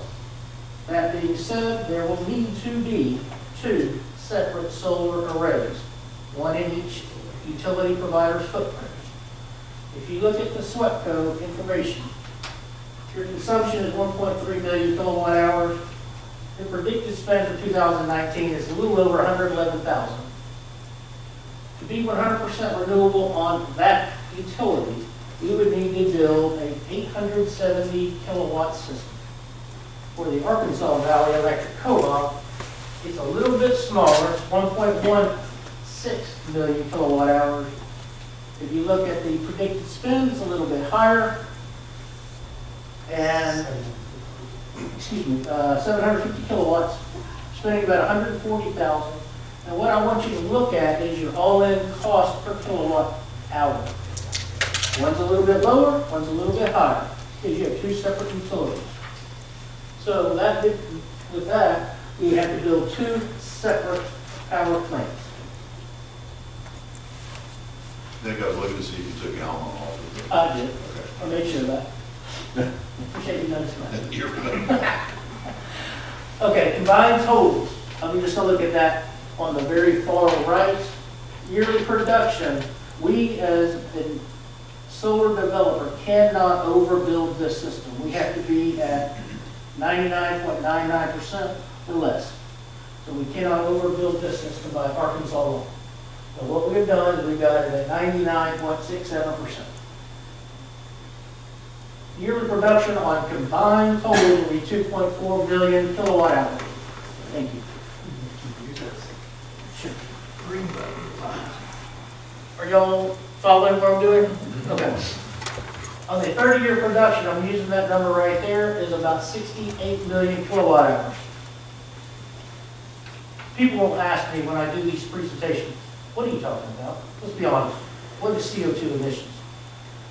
This is removing the carbon emissions of the tune of metric tons of almost 48,000 metric tons of CO2 disappearing.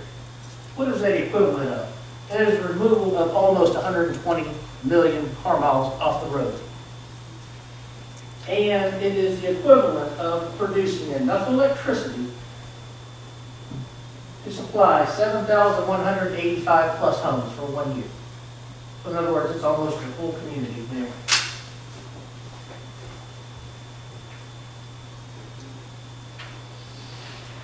Some about our projects that we have completed in the past. Next time you guys go to Memphis, you will see a big solar field in front of L'Oreal/Maybelline, the makeup manufacturer. It sits on I-40. If you look on that picture, that is 6 acres of land. About 3,500 modules. When we started moving dirt, we completed this project in 49 days. We commissioned the power plant, which means we turned it on in 49 days. 3 months ahead of schedule. The one on the right is also L'Oreal. It's in a different state. It's in Kentucky. That sits, very deceiving picture. That's 800,000 square feet on a rooftop. It's about 4,100 panels. Took us 60 days to complete this installation. That's both for L'Oreal. If you go to the next slide, this is in Clarksville. It used to be called Clarksville Light and Water. Now it's called Clarksville Connected Utilities. This also sits on I-40. This is 50 acres of land, 42 acres of modules, 22,000 modules to be more specific. There's enough electricity built on this solar array to supply 25% of the electrical load for the residents of Clarksville. A 6.5 megawatt system that took us 69 days to complete and turn on. It sits on I-40. Exit 55 to be more specific. And that produces 11 million kilowatt hours per year. ArcWest Communications, this is in Danville, Arkansas. We turned it on this year in March. Took us 5 weeks to complete. It is a system that's a little bit smaller than what you'll need, 450 kilowatts. This is a fixed tilt system, which means there's no moving parts. It just sits there and makes electricity every single day. A highly successful project for City Council. Some of the awards that our clients have won. L'Oreal has won an Arkansas Award and the Green Power Partner of the Year nationally. Clarksville has ADEQ, an award finalist. They also won a 2018 Arkansas Business Trend Center. And they also placed third with the Smart Electric Power Alliance based on the recognition they received on that. That project has been so successful that we are actually building phase 2 as we speak. We're on the south side of I-40, and that's happening now. And you're going to say, well, how does all this work? I'm going to use your term. I'm going to try to educate as best I can. You have the sun that's going to hit a solar power plant, module. Each module is 3 feet by 6 feet.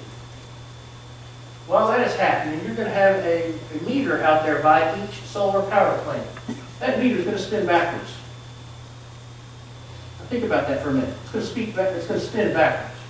You're going to say, why? Because you are producing your own electricity for the government buildings for Greenwood, Arkansas. So that energy is going to be fed to the utility grid respectively. At that time, simultaneously, the energy that you normally consume, like we're doing right now, you're going to have a meter that's sitting where it is right now. That meter is just going to go normal. You're going to use it as you do right now. And the goal is to produce enough electricity during the day where it will balance itself out at night. And the goal is to get you to a net annual usage of zero. Our goal is to eliminate a tremendous amount of your bills and reduce your energy costs overall. We need that. For SWEPCO, we have 4 different rate schedules, and I've listed them there. You have rates 220, 540, 544, 550. The energy consumption is 1.3 million kilowatt hours. The strategy is to get right underneath that, 1.326. We're going to net meter the facilities. This will be an off-site location, which means it will be, like the example, would be Clarksville. It sits in a field. How many acres are we looking at? Max 5. Every solar power plant must have a fence around it, minimum of 6 feet, topped with 3 strands of barbed wire. That is done to protect anybody trying to get in there.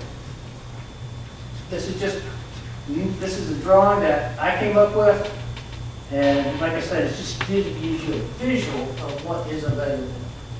Not necessarily the final, I'm just wanting to let it out there and let you see it, what it could potentially look like.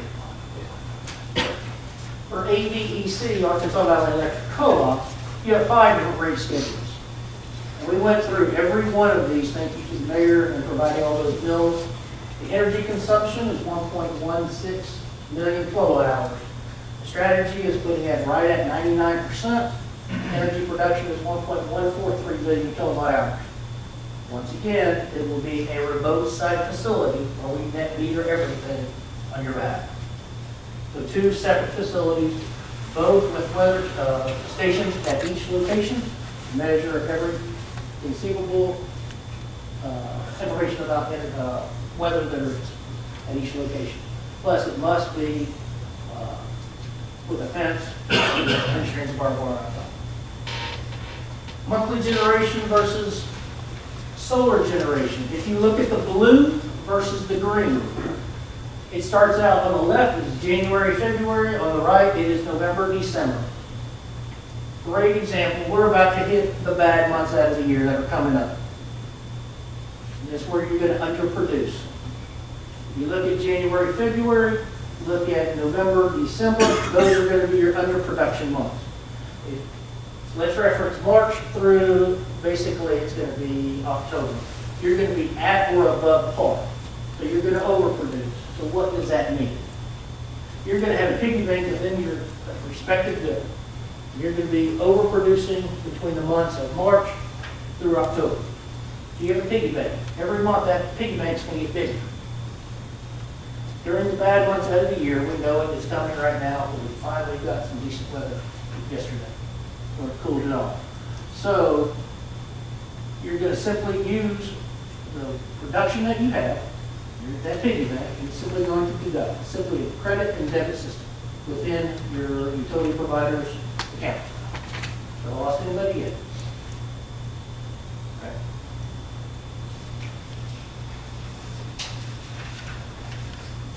That's the, Do it now.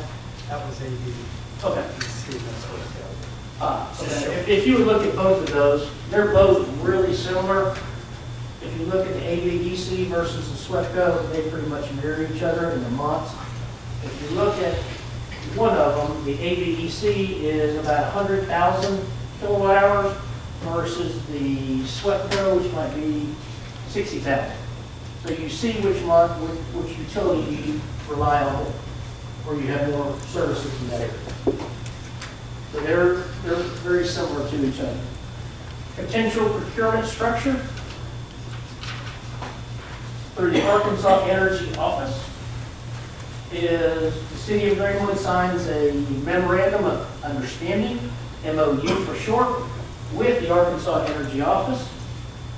The City of Greenwood issues an RFP, which is request for proposal, asking companies like ourselves and ESCO, Energy Service and Contracting Organization, and there are 15 in the state of Arkansas, that will respond to your request for an RFP. With the assistance of the Arkansas Energy Office, the city of Greenwood would select a developer / ESCO. With that, we would conduct an investment grade audit on your behalf, no cost to you. We would also come out with a development plan. We come out with a strategy, exactly which location it's going to be at. I mean, 123 Holly Street, it's going to be 456 Cherry Street. The contract is negotiated through open book pricing. Now, please pay special attention to the bottom left corner, where it says the project is guaranteed through Energy Savings Warranty Program. That's very powerful. The ESCO solar developer, like Scenic Hill, constructs and commissions a solar power plant on behalf of the city of Greenwood.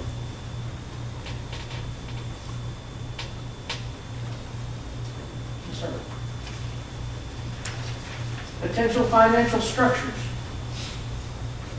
Option 1, Energy Services Agreement, ESA for short. Scenic Hill owns it, we build it, we operate it, we maintain it 100%. Scenic Hill will sell the energy to the city of Greenwood under a long-term contract. There is absolutely no upfront capital required. I'm not asking for any money in this project. And this project will be about $6 million. You get predetermined and predictable pricing for 28 years. You have options available to extend the agreement from 28 to 30, 30 to 32. We monetize the tax incentive credits on your behalf. Then you have an option to buy them after they are 100% vested, which is in year 6. Option 2 is the same as option 1, with the exception of you buy down your electric bill cost with us by putting a down payment of $1 million, $2 million down. What that will do is the benefits, you will be able to do that by financing with a low interest bond. You will get lower pricing than option 1. You'll have an option to buy it after the tax incentives are 100% vested, which is year 6. And we put the unused prepayment towards the purchase of a power plant on your behalf. Option 3 is for private entities. You can put an X through that. That is a turnkey solution that we work with private entities. That does not fit y'all, because you can't take advantage of that. What is an energy services agreement? The city of Greenwood will always remain connected to the utility grid. Always. We are not taking you off. The client will continue to receive a bill as is from your 2 respective utility companies. The bill will reflect the impact of the solar production compared to your consumption. You will also receive a bill from us, City Council, at what you produce, with no taxes on that. So whatever you produce every month, you will get a bill from us, and that's what your bill will be. In total, the city of Greenwood will spend less, much less on electricity, no capital outlay. You're going to save a tremendous amount of money without putting any money up front. I have broken this down into 3 columns. I have separated them. One is SWEPCO, one is AVEC, and I have it combined. I'm going to concentrate on the combined numbers. I'm going to work on starting on the ESA rate. Once again, these are combined figures. You're looking at, we're going to sell you electricity at 6.25%. Okay, per kilowatt hour, excuse me, 6.25 cents per kilowatt hour. Escalation rate is 3%. The term is 28 years. Combined with both utilities, the city of Greenwood will save over $51,000. And keep in mind that I'm not asking for any money. Your 30-year utility bill electric savings will be $8.9 million in savings. Your 30-year solar payment to an ESCO, like Scenic Hill, will be $6.1 million. Long story short, the total savings for the city of Greenwood is over $2.8 million without putting any money up front. I'm gonna hit you with an acronym that you probably have heard of, is LCOE, Levelized Cost of Energy. Over the 30-year period that I'm referencing, your cost of energy will be combined 8.9 cents. That's less than what you're paying today on one utility right now. Your 30-year NPV, net present value, is 1.194 million. Higher that number, the more profitable it is and much more beneficial for the city of Greenwood. Additional benefits, you're going to get stable and predictable pricing for the electricity for the next 30 years, decades. The equivalent to a very expensive hedging contract. Positive relations, public relations for the city of Greenwood. Potential 30-year savings of $2.8 million. Your next step, for y'all to consider putting it out to an RFP bid, the Arkansas Energy Office. Then you will select an ESCO, which is an energy service contracting organization. There are 15 of those. We would conduct an IGA audit, which takes about 3 weeks to a month. We would have to get the utility approvals on each separate location because you have 2 separate utilities. Contract is assigned and agreed upon by both parties. The final design with engineering takes about a month. The equipment procurement takes about 3 months because these parts will be coming in from all over the world. Construction will be quick. I would say 2 to 3 months max, if 2.5 is more like it. Delivery will be 6 months after utility approvals. And I do want to reference, there's one thing on the pricing, I want to make sure y'all take a note on, not to exceed pricing on page 19. It is not to exceed pricing.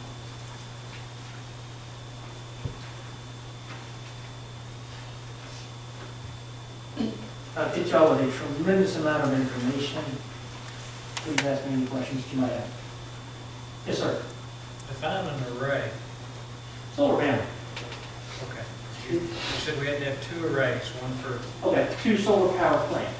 One is for your utility provider, Arkansas Valley. The second one will be on the SWEPCO area. So there will need to be 2 for this potential project. and I have a math question on your slide 6 or page 6. Yes, sir. You're talking about Greenwood having 7,185 homes. So you're talking about Greenwood large, but you're not talking about Greenwood city limits? I'm just referencing a generic number. Oh, okay. Okay. These 2 power plants reflect. together, Okay.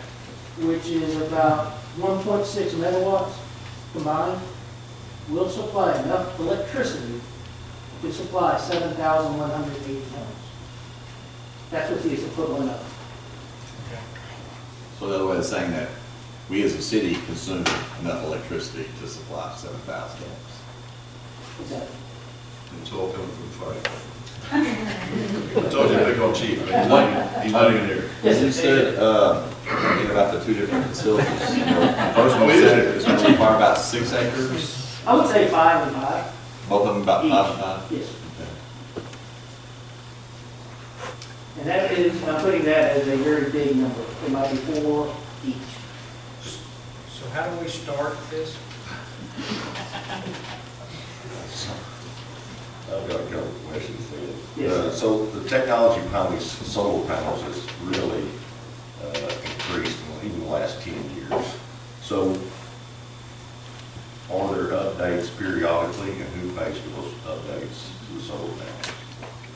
We would be responsible 100%. So let me get down to the details with you. Let's say you have a solar power plant under SWEPCO. Let's just say 10 of those panels go out. Well, we're going to be ordering thousands of these panels. So that being said, we're going to order purposely for those oh my gosh moments. Those will be stored in a secured area. you're gonna get an email or a text saying 10 are out, for whatever reason. It might be 3, it might be 1, it might be 5. I will get the same information sent to me via text or email. I'm already on top of it, I know what was going on. We will immediately dispatch a technician to fix the issue or issues. How much does that cost you? Nothing. Part of the process, part of the contract that you agreed upon. When we go out there, we're gonna mow the grass 4 to 6 times a year. How much does that cost you? Nothing. Part of the agreement.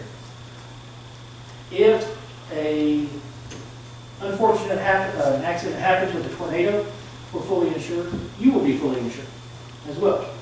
What will happen? There's an immediate power outage by the utility company in that area. Does the solar power plant work during the power outage? No, it doesn't. We cannot backfeed the grid. That would potentially kill somebody, which is the worst scenario. So if your utility is out, we're out. Can't do anything about it. Does that answer your question? All right. So there's no on-site storage of the energy there? We can build that, include battery storage. We can do that. My second question is carbon credits. Does this qualify for carbon credits, and who has the rights to those? It is not. I don't think so. Yes, sir. On your potential financing structures on page 17. Okay. So you have 2 options. So the first option, we're required to pay to come up with any money. Nothing. Nothing. Yes, sir. So that means y'all are, We are taking the risk on it. you're taking the risk, you've got the burden. We don't make as much money as if we took option 2. If we took option 2, then we've got to have skin in the game. We've got to go out and borrow money. That's an option. Not an obligation. It's an option. Right. What are we talking about, cost?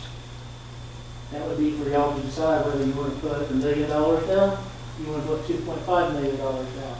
And the price will decrease, and your overall savings will increase tremendously. The more money we put down, the more money Savings our that you get. in the long run. residents save. You're not the residents, no sir. This is the city It has agreement. nothing to do with the residents. This is just This the is city simply, agreement.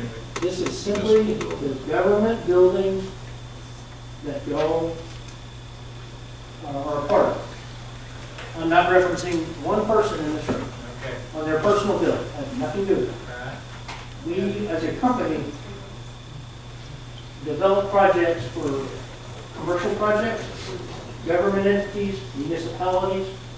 That's all we want. We do not do any residential projects. Streetlights are excluded, correct? That is our law, that streetlights are not included in this analysis. You could not include them. Yes, sir. Why is that law? Because they're not allowed to be net metered. Okay. Yes, sir. When you talk about each facility, does the 5 acres have to be, in the SWPCO service area? Okay. Yeah, 5 acres SWPCO, 5 acres AVDC. So and it has to be. It has to be in You could their have footprint. 10 acres in one location. And say, okay. No, sir. Where 2 separate plants, power plants are set, who owns the property? Hopefully, the city of Greenwood will have the property available. And if you look at the picture on page 16, if I can see that, that's not been working. We kind of joke about it because one, it's right behind Dr. Cutler's house, and 2, it's on a cliff on the lake. You have to go to page 16. Well, I may not be seeing 16, 12, I'm sorry, 12.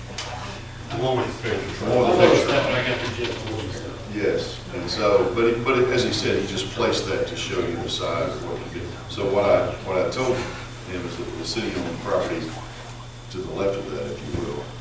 Now, the other picture represents a pretty good spot. That is directly beside the wastewater treatment plant, which is our property.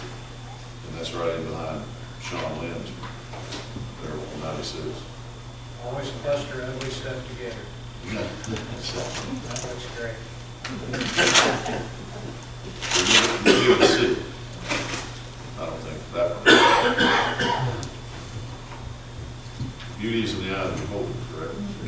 $60,000 a Does year. you represent Scenic Hill Solar? Yes, sir. And you're an SKO on your own?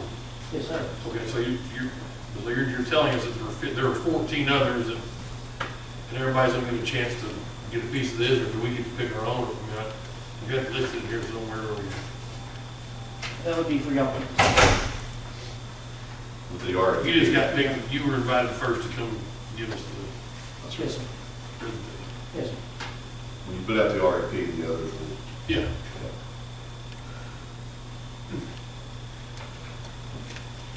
This is exciting.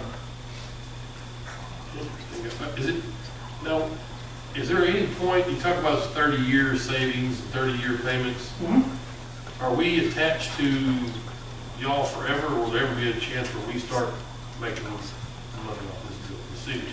You can actually, you'll have an option to buy it in year 6. After we, as a company, we're private, will monetize the tax incentives on your behalf.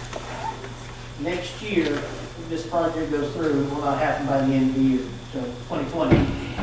Right now, in 2020, it is scheduled to be a 26% federal tax incentive credit that is available. As a government entity, y'all cannot take advantage of it. We will monetize it on your behalf. We will monetize it by 20% every year until 100%. After, on year 6, you'll be able to have an option to buy it. Or you keep going as is.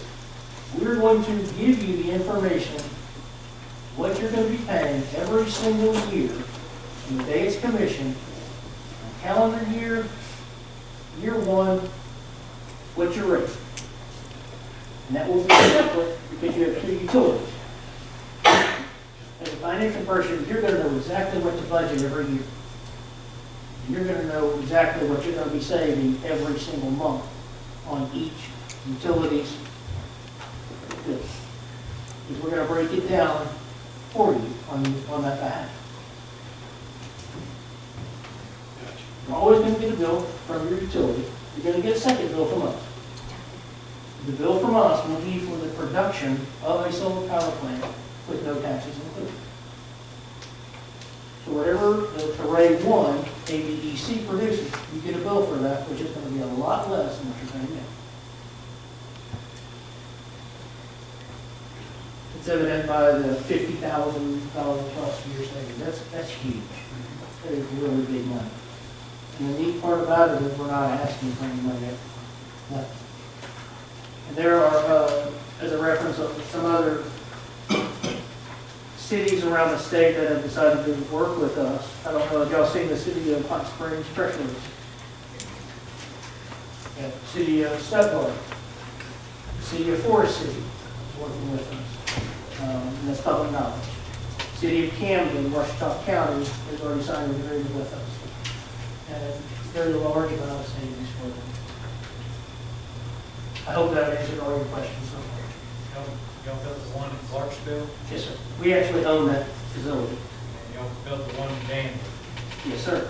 So when I'm going to Danville, it's on the left, it's on the north side of the road, right before you get to Yes, sir. the wide road. Yes, sir. Do y'all own that, or is Danville own that? ArcWest Communications owns it. That's a private entity. They're a telco company in that area. Okay. So we built a turnkey solution. Remember me saying you put next to that? It's a private company. We built the power plant. We handed them the keys and said, they're yours. They mow it, they maintain it. If anything happens, it's on them.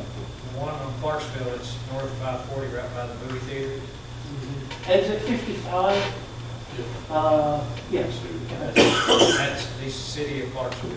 Yes, well, actually, that is the utility company. Clarksville Connected Utilities is the equivalent of SWEPCO or the equivalent of AVDC. We went straight to the source. Now, what is happening, phase 2, we're building a second facility for government for the city of Clarksville.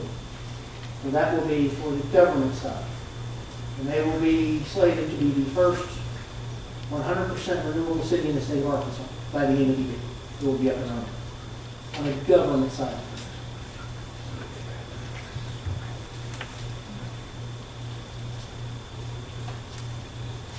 Going back to page 5. Yes, sir. When you break down between the two utility companies. Yes, sir. And I guess I was looking at, Arkansas Valley, it says all-in cost per kilowatt hour Yes, sir. is, 0.12. And, I guess when you boil it back down, you're saying that the average cost is 0.83 or 0.89 after. Over a period of 30 years, levelized cost of energy. Yes, sir. I mean, help me understand this. It seems like, with Arkansas Valley, we're already getting a pretty good deal. I mean, it's at 0.12. That's 12 cents. Huh? That's 12 cents per kilowatt hour. And the one for SWEPCO was 80 cents. Is everybody got that right? So in other words, we're going to make a significant So you're dent in your saying 0.08, that means less than a dime, is that what you're saying? Yes, sir. I apologize. You are right. It should be 0.083, not 83. Okay. That would be a typo of mine, Okay. and I'll take responsibility for that.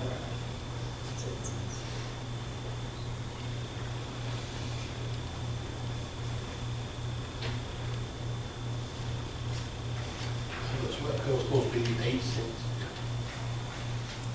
Yeah, about 83 cents.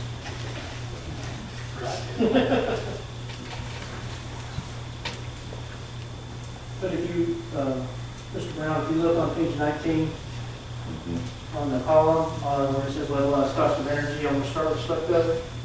That is 8.8 cents. Levelized cost of energy over the 30-year period. And AVEC will be 9 cents. So if you average those out, it's 0.89 cents.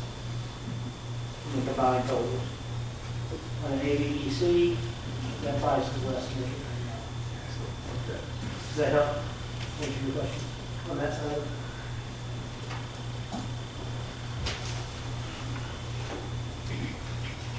I guess so, because I'm looking at, if this is the present cost, is this right now with Arkansas Valley and with SWEPCO?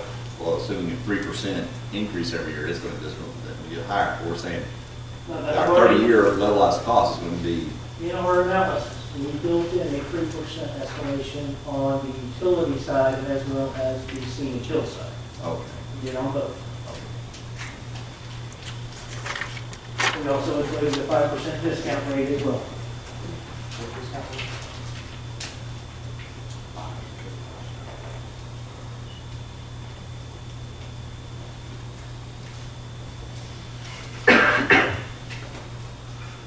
Any further questions? Council comments? I thought it was important enough after the presentation to Tom and I, and Sonny, I think was in the room, when we talked to this gentleman about it, to bring it to your attention. Pretty big deal, I think, is the term you use, so council, I don't think it's obviously make a decision tonight, I don't think, but I think it's considered important information to consider, so. It's interesting. It's almost too good to be true. I know that, and I looked right at him and I said, how do you make some money? We talked about that, and I asked him specific. That's kind of how I think, who's going to weed eat this thing? We are. They are. That's a very simple question. If you don't mind, the drawbacks. We need land for a potential power plant. We're going to need about 10 acres. Negative, another aspect you probably haven't thought about, doesn't work at night. Has to be the daytime for everything to work. Because right now, there's no sun that can generate any power. But to answer your question, you brought up the fact, can we do battery storage? Absolutely. Every one of our solar power plants will have the ability to expand to add battery storage. If you want to do it now, or if you want to do it 2 years from now, or 10 years, or 20 years down the road, we'll be able to do that. We've already taken into the fact the panel degradation of 0.5% every single year. So in year 30, same original panel that was put on that piece of property will be producing at 85% of that when it was planted for 2020 would still be 30 years down the road, still be producing 0.85% of the original capacity. We've already factored that into all of the information I gave you.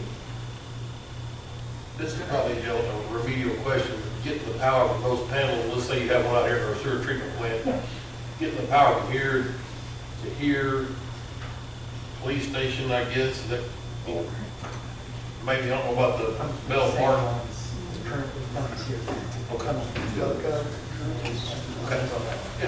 Not put panels on the, Not feeding directly here. Power company, yeah. And the answer to your, it's every facility, you got a stack of bills. About 1,000 pages yeah, more bills we we have. provided them a year's worth of actual. The pavilion and everything. Yes, and all the meters in Bell Park, as you're aware, Bell Park has meters that are just sitting there for the trail lights, though even though every And we went through it line, month by month, line by line. Jen works really hard. His estimates are based on actual numbers that we provided, correct? Is there enough land out at the sewer treatment plant? Mr. Cross didn't think so, but he's not here, so.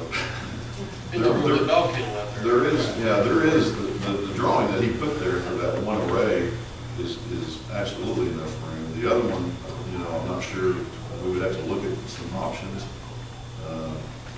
But that one, I mean, without a doubt. What about combined with the water treatment plant? Well, that's where I was talking about the other piece. I told him to go left a little bit on that picture and possibly some property there. Yeah. Are those both Arkansas Valley though out there with those two locations? I don't know. You remember It's something? Arkansas Valley. Both of them? Both of them. So one of them had to The be water, the wastewater and water. water treatment. I would say, I'm Arkansas Valley, so. Yeah, Flipco was over. Thank you, folks. Safe trip, Little Rock. Well, I guess, Tom, what is your opinion of it? I'm all about saving money. And that's the deal too. This is a money savings, it's not a money maker per se, it's a money savings, right? Money savings. We did talk to them about expansion and growth of the city. You're gonna build a new fire station, that's gotta come online because that'll be a municipal building. They have to be able to plan for it and account for that. There may be some additional panels that have to be installed depending on how much growth we have. The other thing is panel sizes, as you know, when computers were built, they were this big, and now they're this big. And so in the future, you may see a reduction in the size to generate the same amount of kilowatt hours from the panels. There on top of that, that may decrease our land need as we grow. So we talked to them about all of that. Yeah, I think it's a no-brainer whether you want to look at other companies and what their savings are and what their estimates are and how they work and operate. Totally up to you. But our consumption, our bills, after all the analysis, it breaks down to needing 5 acres for each footprint. Maybe 4 equal. I'm using 5 as a very conservative number. Yeah. I'm really expecting to be about 4. Please understand, when we do this, there are going to be many semis, 8,000-pound trucks that will be needing to get into each location. Who's going to be responsible to do it on the clear cutting? Who's going to be responsible for removing the trees if we have to take down trees and stump removal? We. And replant. Y'all give him our tree ordinance? He What about knows, he knows. bonding the road rework for it? When we say there's no money up front that I'm asking for, there's no money.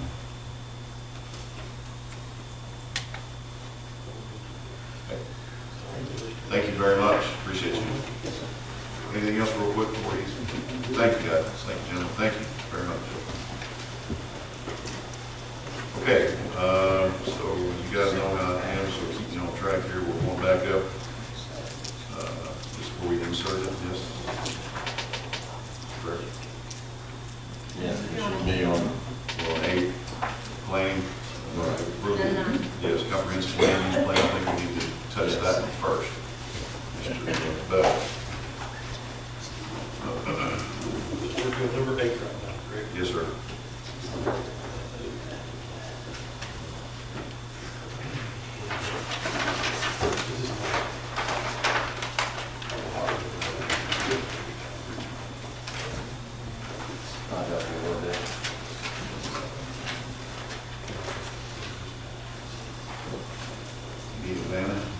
Yes.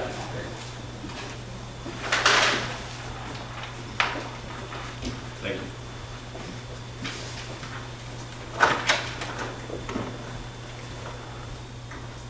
Mayor, Council, Mr. Davis, is a copy that you're looking at, a smaller copy in your packet of the comprehensive plan for the city of Greenwood. The Plan Commission has been working on this for over a year with the help of Mr. Von Coughlin, and I think y'all seen a couple of drafts of it. This is the final draft, and this is the plan that we would like to have approved for the future of Greenwood.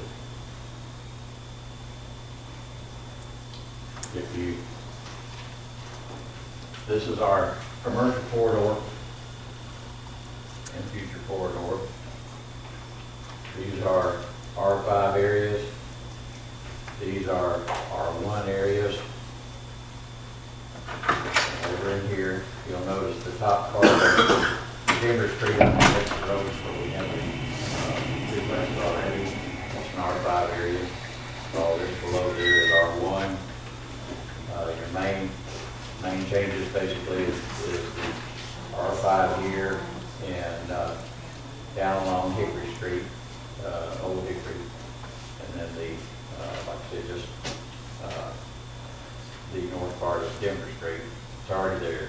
We just wanted to reinforce the fact that that is an R5 area for multifamily. These are the areas where we have filled in some of the pockets already. I think we've approved 4 R5s in this area, and then we have these down around Hickory, Cedar, Dogwood that have been rezoned to R5. Would anybody in the audience like to have a copy of this?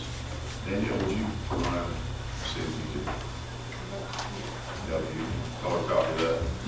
This is what the gentleman was talking about, that's already R5 supposedly the place has been for a variance.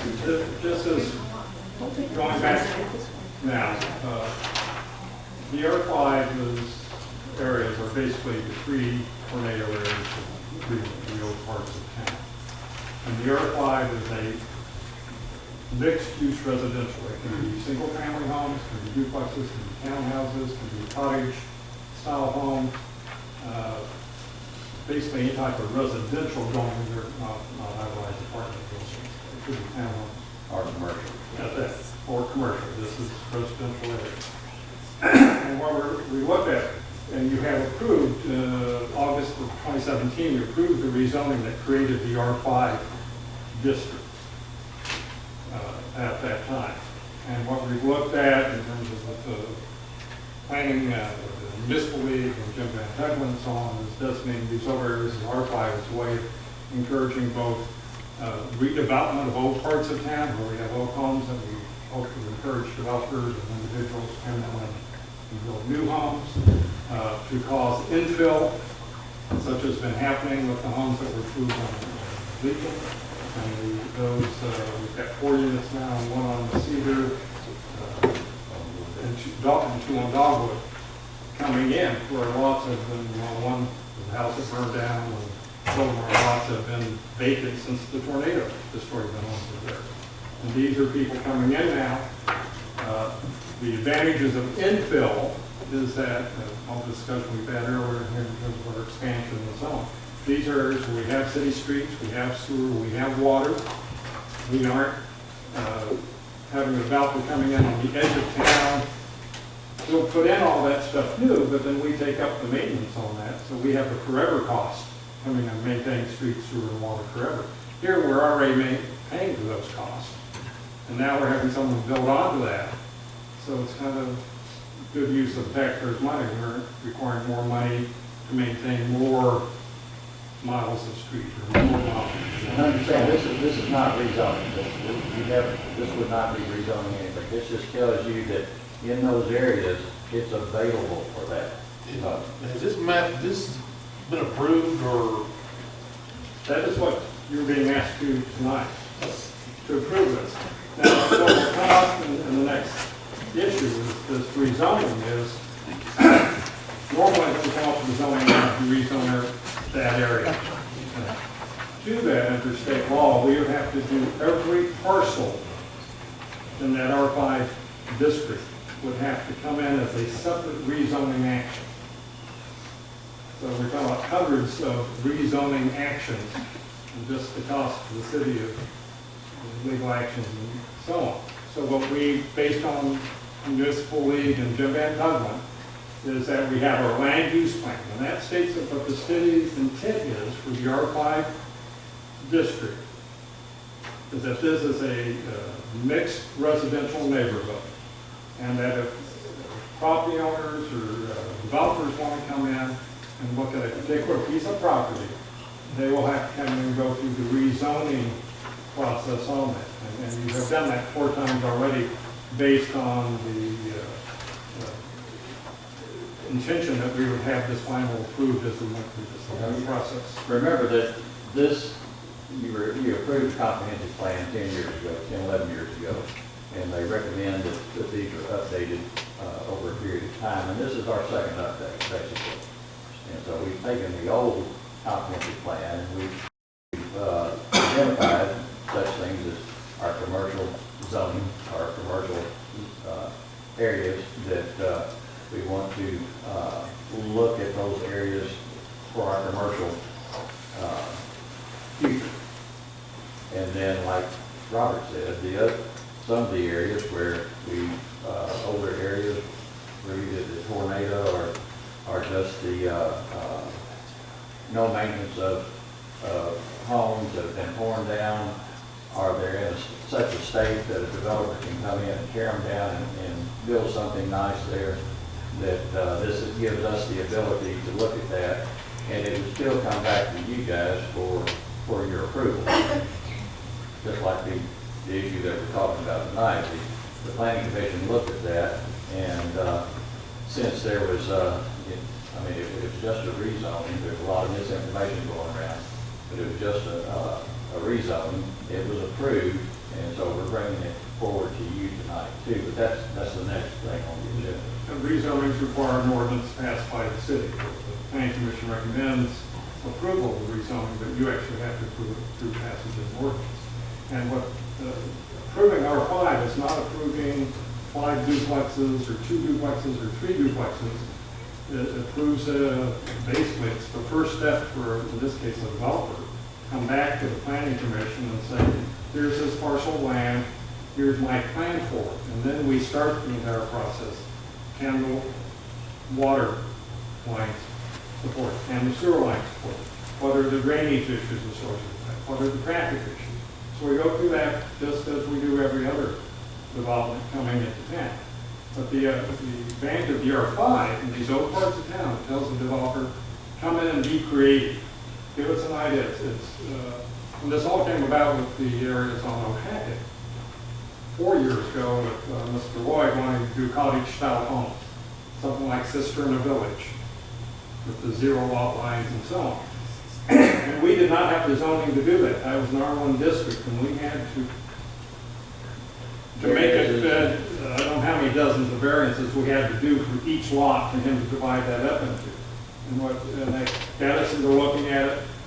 This language from the R5 is actually from the city of Austin. Most of it's copied from it. It's in current keeping with good planning practices coming in here. But now tells the developer, you come to us with your plan with that, and we'll see how it works in that neighborhood on that property. Now, again, if you come over to Dogwood or Cedar Street on the west side of town, you'll see what those duplexes look like, and they are better than the homes that we have in that neighborhood. I live in that neighborhood. And that's the first new developments we have in there other than Mr. Lloyd's home in 20 years. I mean, and that's the whole purpose of doing it. This is not to say you approve R5, that means duplexes are going in there.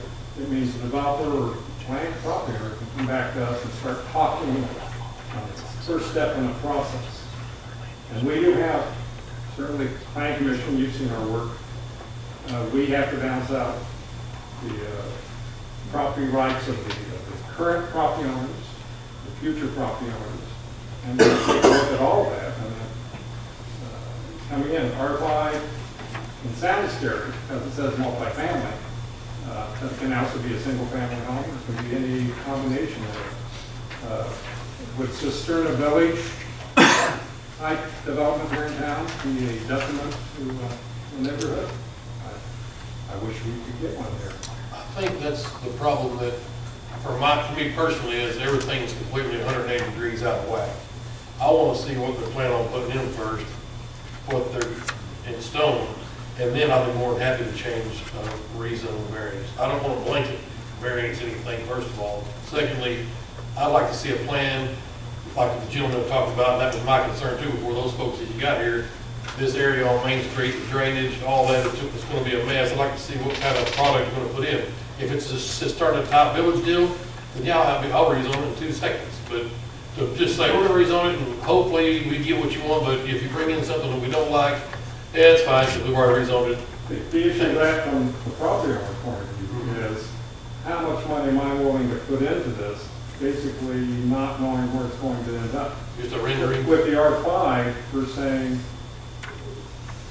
we are encouraging you to use your best ideas and come back, and you're still coming back to the planning commission. You aren't approving by saying, rezoning this in this later action item, rezoning this plot or any of these plots in the future in R5 areas.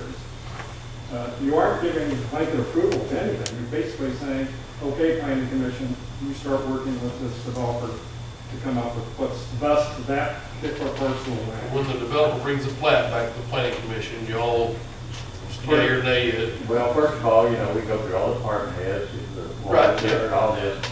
The developer would have to give us a drainage study.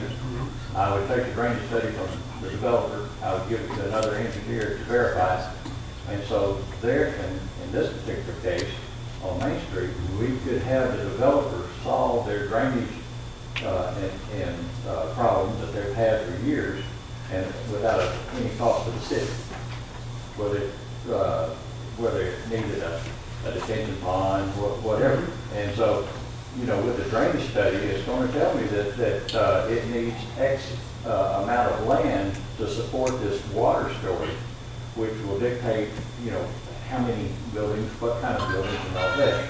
So, you have to look at it from the developer's side. He's got to put in this investment in engineering to come to us, and he might say, I'm going to put in 4 duplexes, and we say, well, the way that you have them laid out here is not good. We don't want that. We've got to have a road down here with a hammerhead, or we've got to have a cul-de-sac, and the chief will look at it and he say, this is good.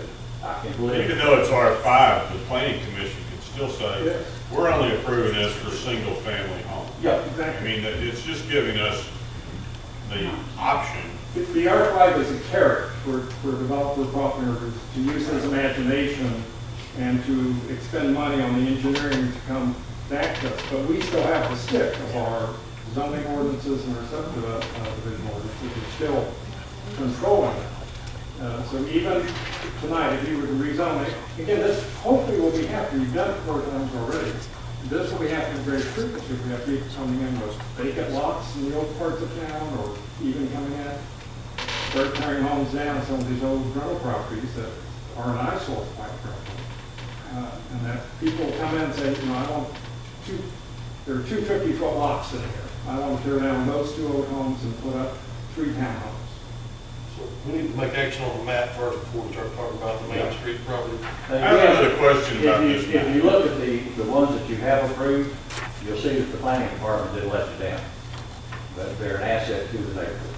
I have a question about this map. Okay. This is irritating to me.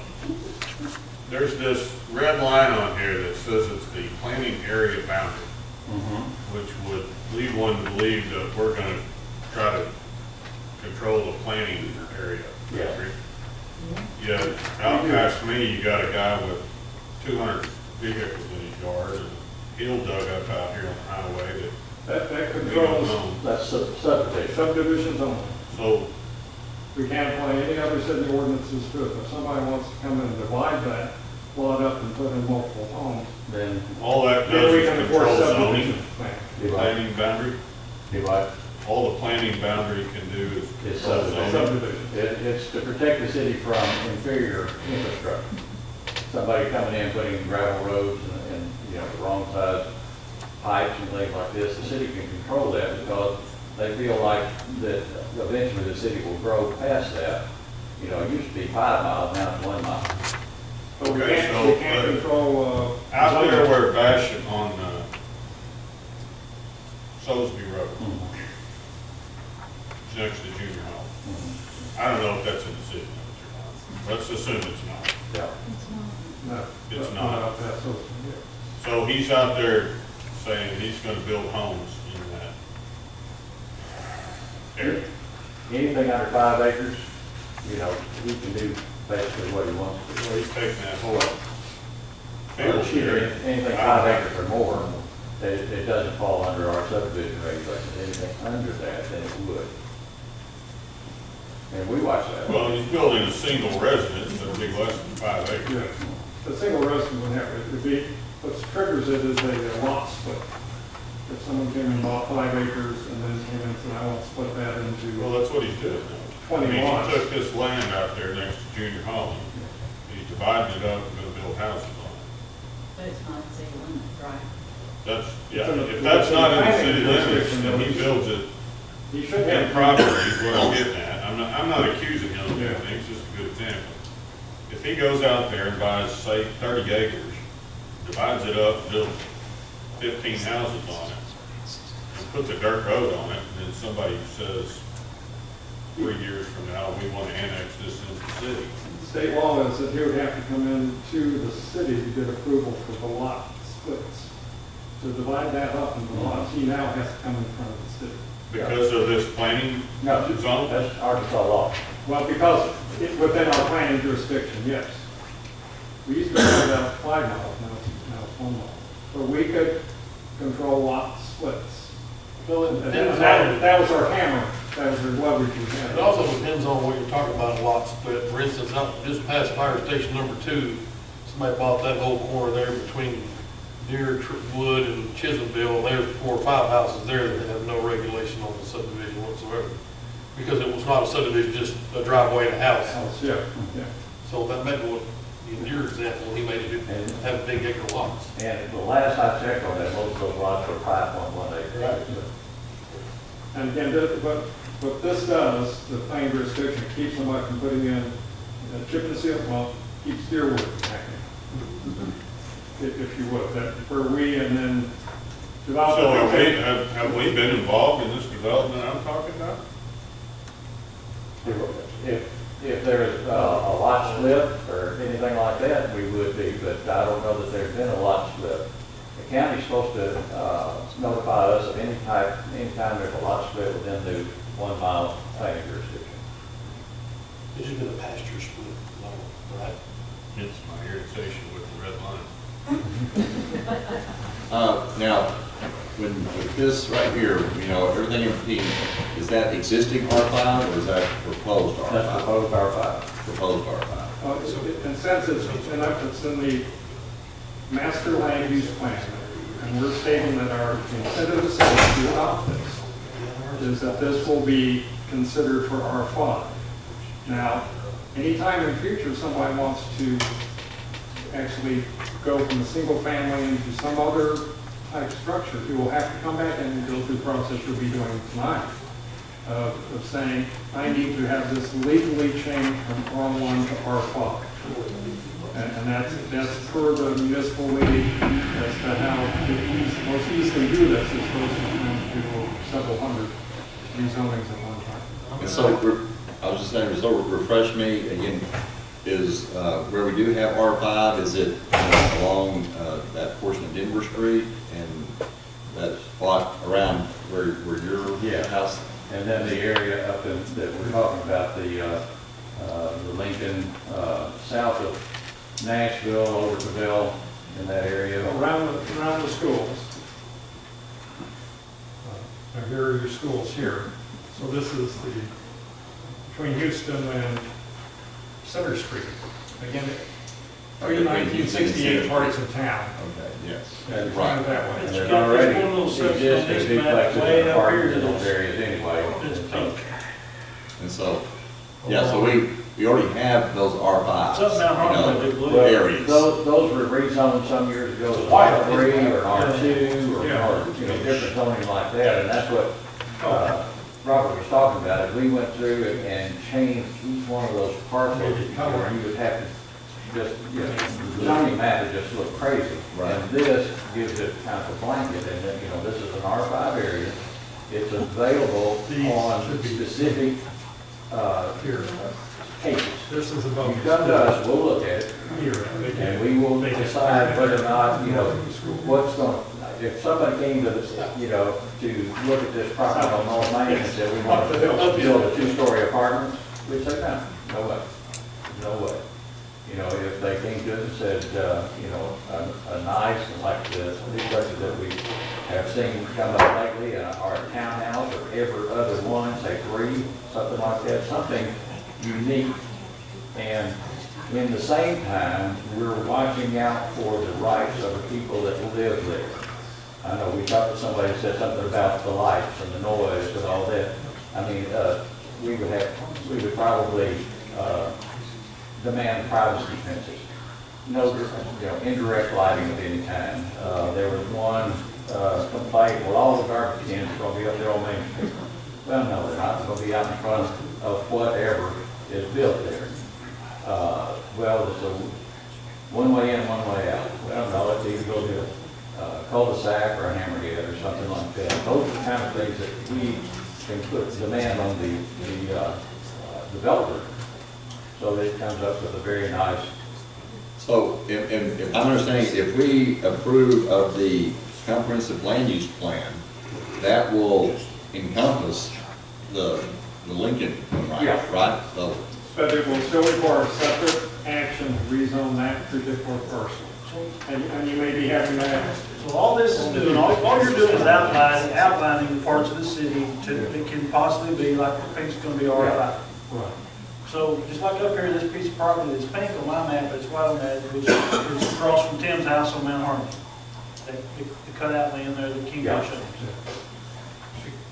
That's not, if we pass this plan, it's not gonna automatically make that R5. He's still gonna have to come back and get it rezoned if he wants to do whatever. It's just you're outlining, with this map, you're outlining the parts of the city that's potentially. It's almost like a wish list. Right. Or a vision plan, would say, there. I mean, this is. I'm just trying to clear it up that, because we were kind of, I think, under the impression that if we passed this, that how this was, what it was gonna be. Anything in this area right here that's north of town right now, if they decide they want to do something there, they still gotta come back to the planning commission. Exactly. And do all the red tape, whatever they gotta do before it can be rezoned. And then the rezone still has to come. And then we come to you guys and you say, here's what we're doing, you know, and just like this coming up later on, you know, here's what we're doing. The guy wants to rezone to an R5, and that gives him the ability to go out and spend money on engineering, and then he will bring that to us, and we will look at it, and we'll, you know, the people that have to look at it, and we're going to, first of all, make sure that the people that live in that area are going to be protected, and they will not suffer one bit. They will improve their way of life with drainage or privacy or whatever. There was a statement made earlier in terms of not knowing just what's going on in the happening. The planning commission's been almost a year coming up with this new zoning regulation, creating your 5 on that. You all have 3 readings on it last year. I looked at it and had questions. I was looking through the minutes. I've been here 4 or 5 times now about this coming in. So this has been a multi-year open process coming in. And you made your comments, well, this is developer. There was never a developer involved in it. This was me coming forward after seeing what we went through in this Deloitte's process and then doing the research in terms of what's going on in other cities. Well, not the process that I go through too, when I do a variance or rezone or whatever, as far as notification, you know, newspapers, posting, publishing, letters sent out. You know, I don't go door to door, knock on the doors, but I do everything that I can to make people aware of what's going on, and then, you know, I get phone calls and I explain to them what's going on, and 9 out of 10 of them say, oh, okay, you know, that's, I understand. Now, on concept of the R5, how many of you have been up to the medical school recently? You've seen across from it, those white cottage, 2-story homes that are going in there? Those would be permitted under R5. Without R5, we don't have any zoning in the city that would permit that kind of construction. But would that type of construction work on this lot that we're talking about on North Main? No. There's no way. Now, out on the east side of town or something like that, yeah, that's a possibility, but not right in the middle of town, not on a small 1.6 acre piece of ground. But I'm talking about just small white ones, but you see how they've done there. They've got those cottage style homes, then they have townhouse style apartments, and I think it's regular apartments going on in that complex.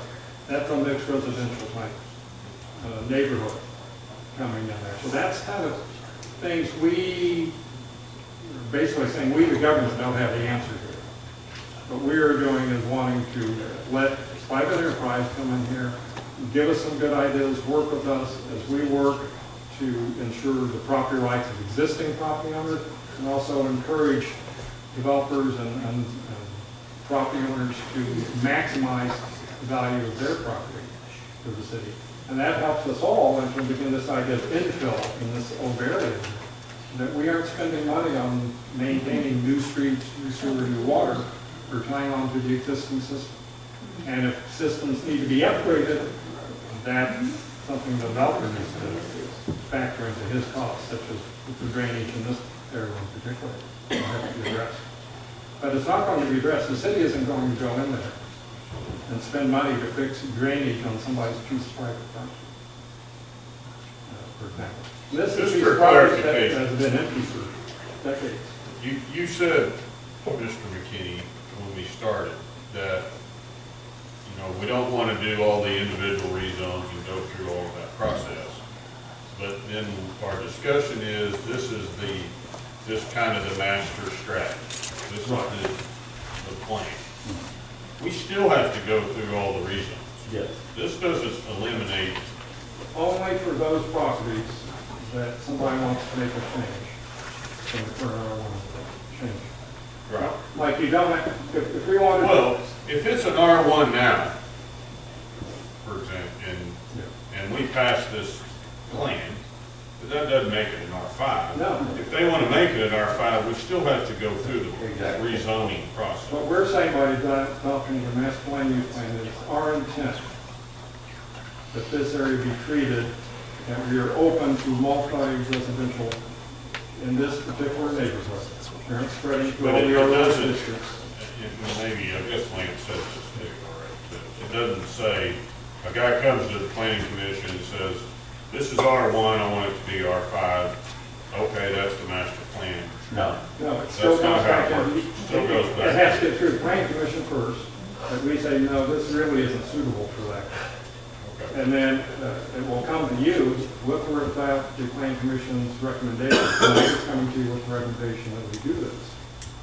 Because this is an odd piece of land coming in. For example, Daniel, the This place lets the R5 along developer know here, that he can come back and maybe possibly do that in that area. It's boundaries.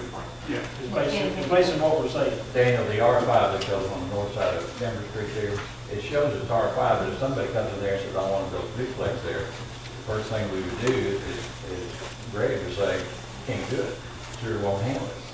It's over with, I mean, the conversation's over with at that point. If we go somewhere else and, the water pressure is too low, conversation's over with. And so we oversee that when we look at these things on an individual basis, because Tim is involved, Greg is involved, Stuart's involved, everybody looks at this, and we know that this area on North Main has got drainage problems. Well, the developer already looked at it and said, I think I can solve that pretty quick. Well, thinking is one thing, he's gonna have to prove it. And again, he will get an engineering study on drainage, and I'll take it from him and I'll give it to our engineer and I'll say verified. And once it's verified, then I can go to the planning commission and say, hey, look, this is our water study, and it says that, you know, our guy says that it's good, they say that it's good, then that's problem is solved, then we go to something else. What if north of Denver Street there in your pink area, somebody else to come in and build a low-density residential house? Right here? 3 bedroom, 2 bath. Single According family. to Greg, he says we're tapped out. Can it go as the house? He One says, family? he says that they are tapped out, is it? That's correct, and I wouldn't, and Greg's not here, so I'll talk bad about him. No, not really. You know, we keep wanting to develop further out here, Yeah. and we can't do it because the sewer just won't handle the capacity. Why is it pink? The only, Well, it's because it's already got duplexes there. So there's And already then also once- individual houses But too. once the sewer is corrected, one of these days, if we can get the sewer in there, then that'll be an R5 area so that we can continue on with duplex, townhouse, you know, and like you said, there are some single-family residences there, so that describes an R5. And our flags are single-family homes, and what we're trying to come up with, is we don't want to create a rental ghetto of, 15 acres of duplexes.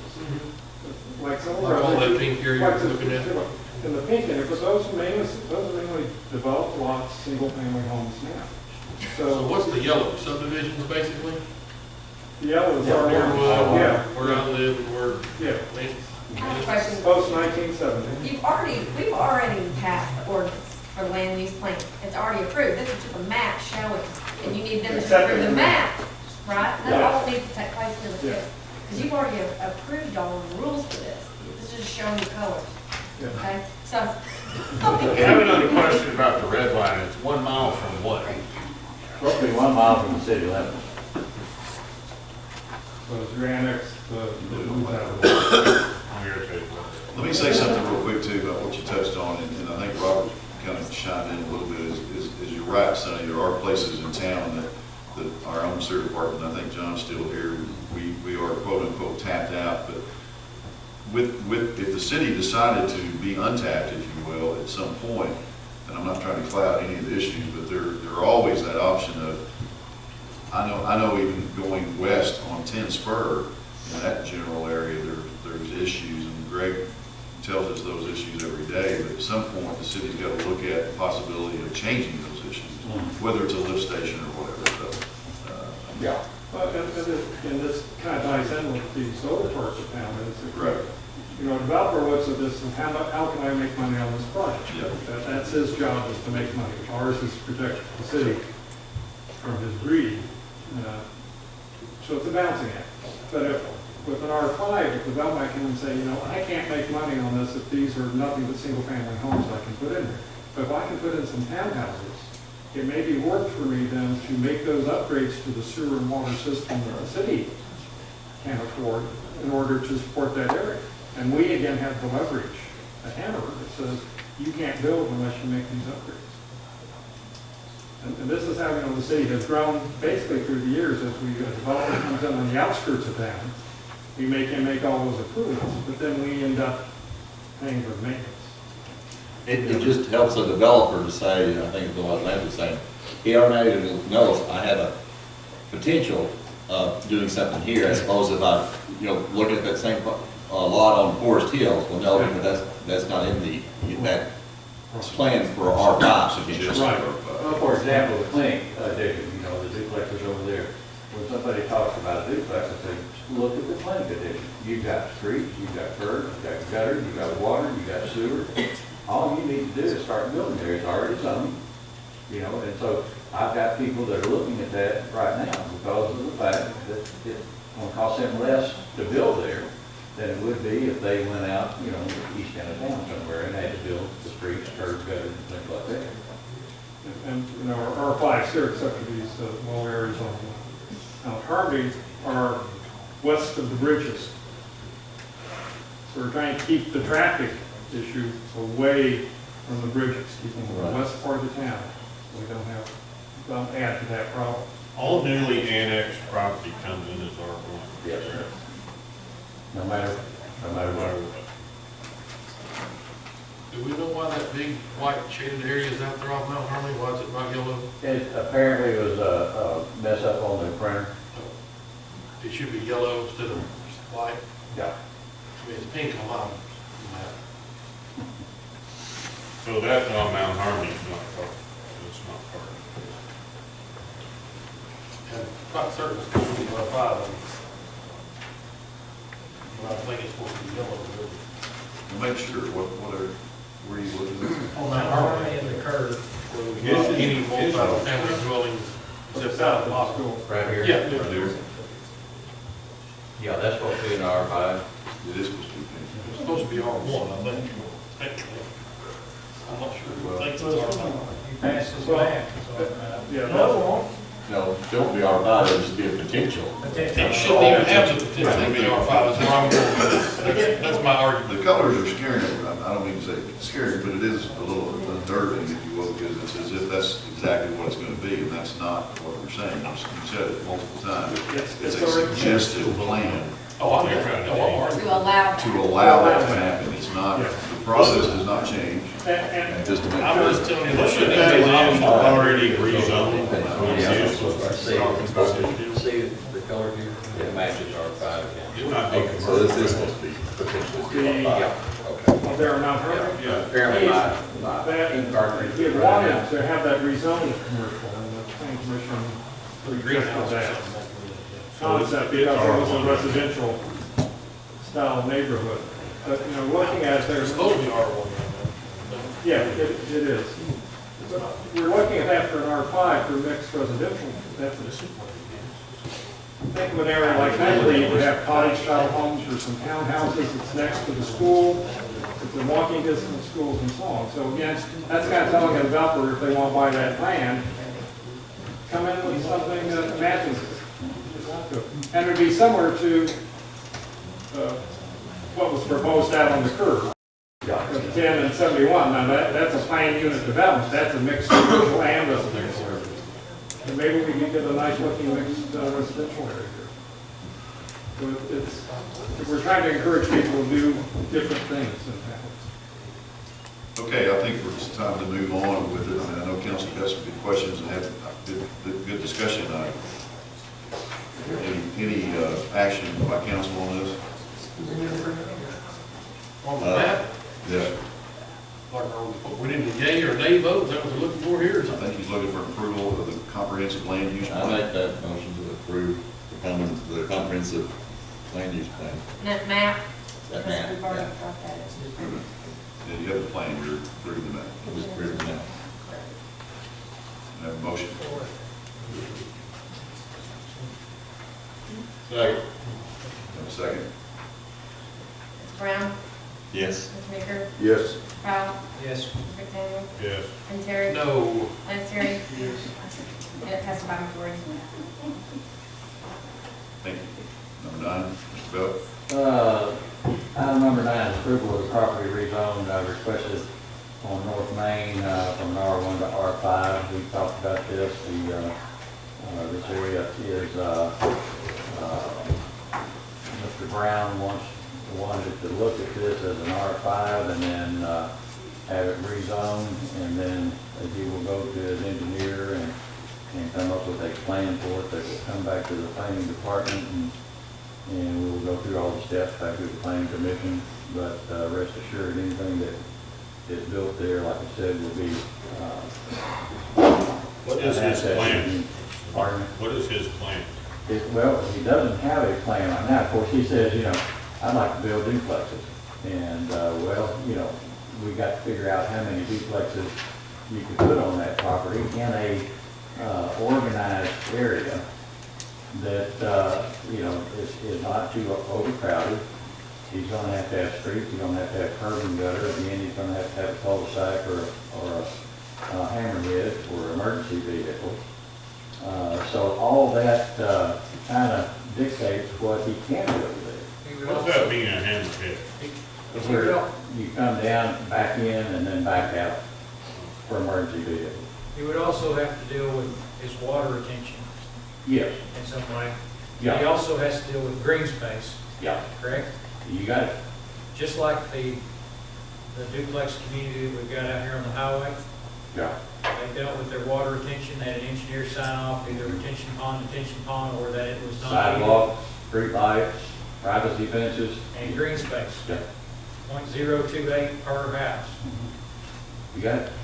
How did they deal with green space out here at Sean Lynn's? They have a dedicated area that's up, where the old house that used to be a model home. Right. That property right behind it is a large green space there. Okay, that's not part of that moonscape part No. of it. Why is this an emergency? Do what? Why is this ordinance an emergency? It's got an emergency clause on it. That I cannot tell you. I don't know Is it just left over from something before, maybe? That's kind of what I say. I don't know why it really needs to be an emergency. I mean, we can maybe, It does not need to be. it might give more citizens the I- input.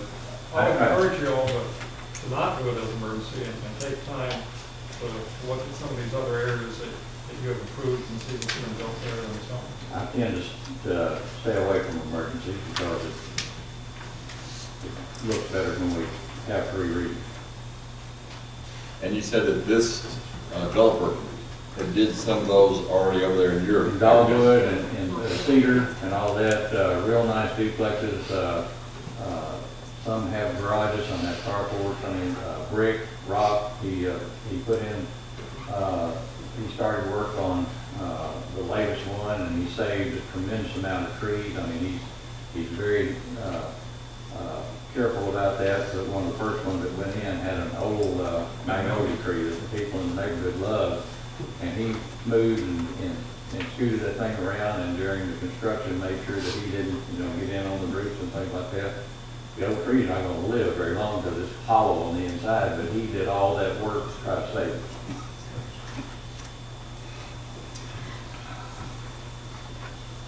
And again, we're not approving any kind of structure or any kind of project We're right not now. approving it, may We're not be just- driven anywhere. We're just saying that it's going to go. That from area R1 is to available for R5. Now go come back with a plan that we'll all be proud of. And it could still be single or multiple dwelling. And like I said, once the engineers look at it and all that, they might say that's the only thing you build on there. Realistically, that might be the only thing you build on there. After you consider all the things that Ron had mentioned, realistically, that maybe I'll put in there. You may come back and looking at our specific requirements for R5 and say, I can't economically build anything. But we want them to give it a try. Well, I'll make a motion that we approve the ordinance on the first reading. Do you want the emergency clause in there? No, remove the I'm not trying to influence anything. Yeah, no, I didn't. I prefer it, but Okay, I'll remove that and not have it on the next time. So your motion is to put it on the title, first reading by title only, remove the emergency clause, is that right? Yes. Second. Second, Mr. McVeigh. Mr. Brown? Yes. Mr. Newton? Yes. Mr. Powell? No. Daniel McDaniel? No. Tim Terry? No. Lance Terry? No.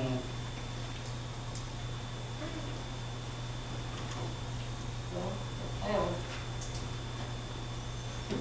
For a large majority. all right, thank you. Bill? Oh, by the way, before I leave, Mr. Powell, you were talking about all the ordinances that would be applied to that. I was telling the mayor, Wally Bailey, Yes. he has gone to Van Buren. He was in town the other day, and he was noticing the landscaping that we had on the different distances along Main Street, and called and told us how nice it looked, and wanted the copies of our ordinances so he could enact those in Van Buren to try to make Van Buren look more like Greenville. Well, that says a lot. Okay? Yeah. Mr. Bell, you're up. Oh, sorry.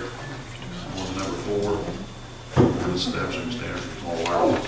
Yeah, just a second reading for the small wireless facility.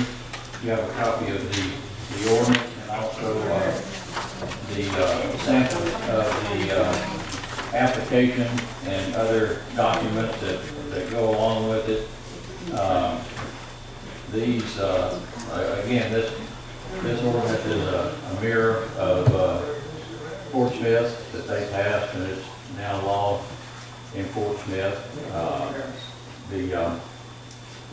These wireless will, I noticed in Conway and other areas, they said that they all went in on existing poles, except in historical areas.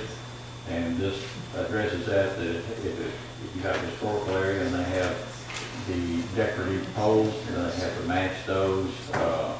If you have a subdivision that has underground wiring, they can't put one in that area. So they've been real successful in other areas. Of course, federal law says that we can't stop them, but state law says we can regulate them. And this is the law, this is the ordinance that regulates them. I make the motion to put this ordinance on for the second reading by title only. Second. Have a motion and second? Mr. Brown? Yes. Mr. Baker? Yes. Powell? Yes. Mayor Campbell? Yes. Tim Terry? Yes. Terry? Yes. Unanimous. Thank you. An ordinance to establish standards for small wireless facilities in the city of Greenwood. Thank you, Mr. Bell. Number 5, Mr. Hamby, 2020 millage ordinance.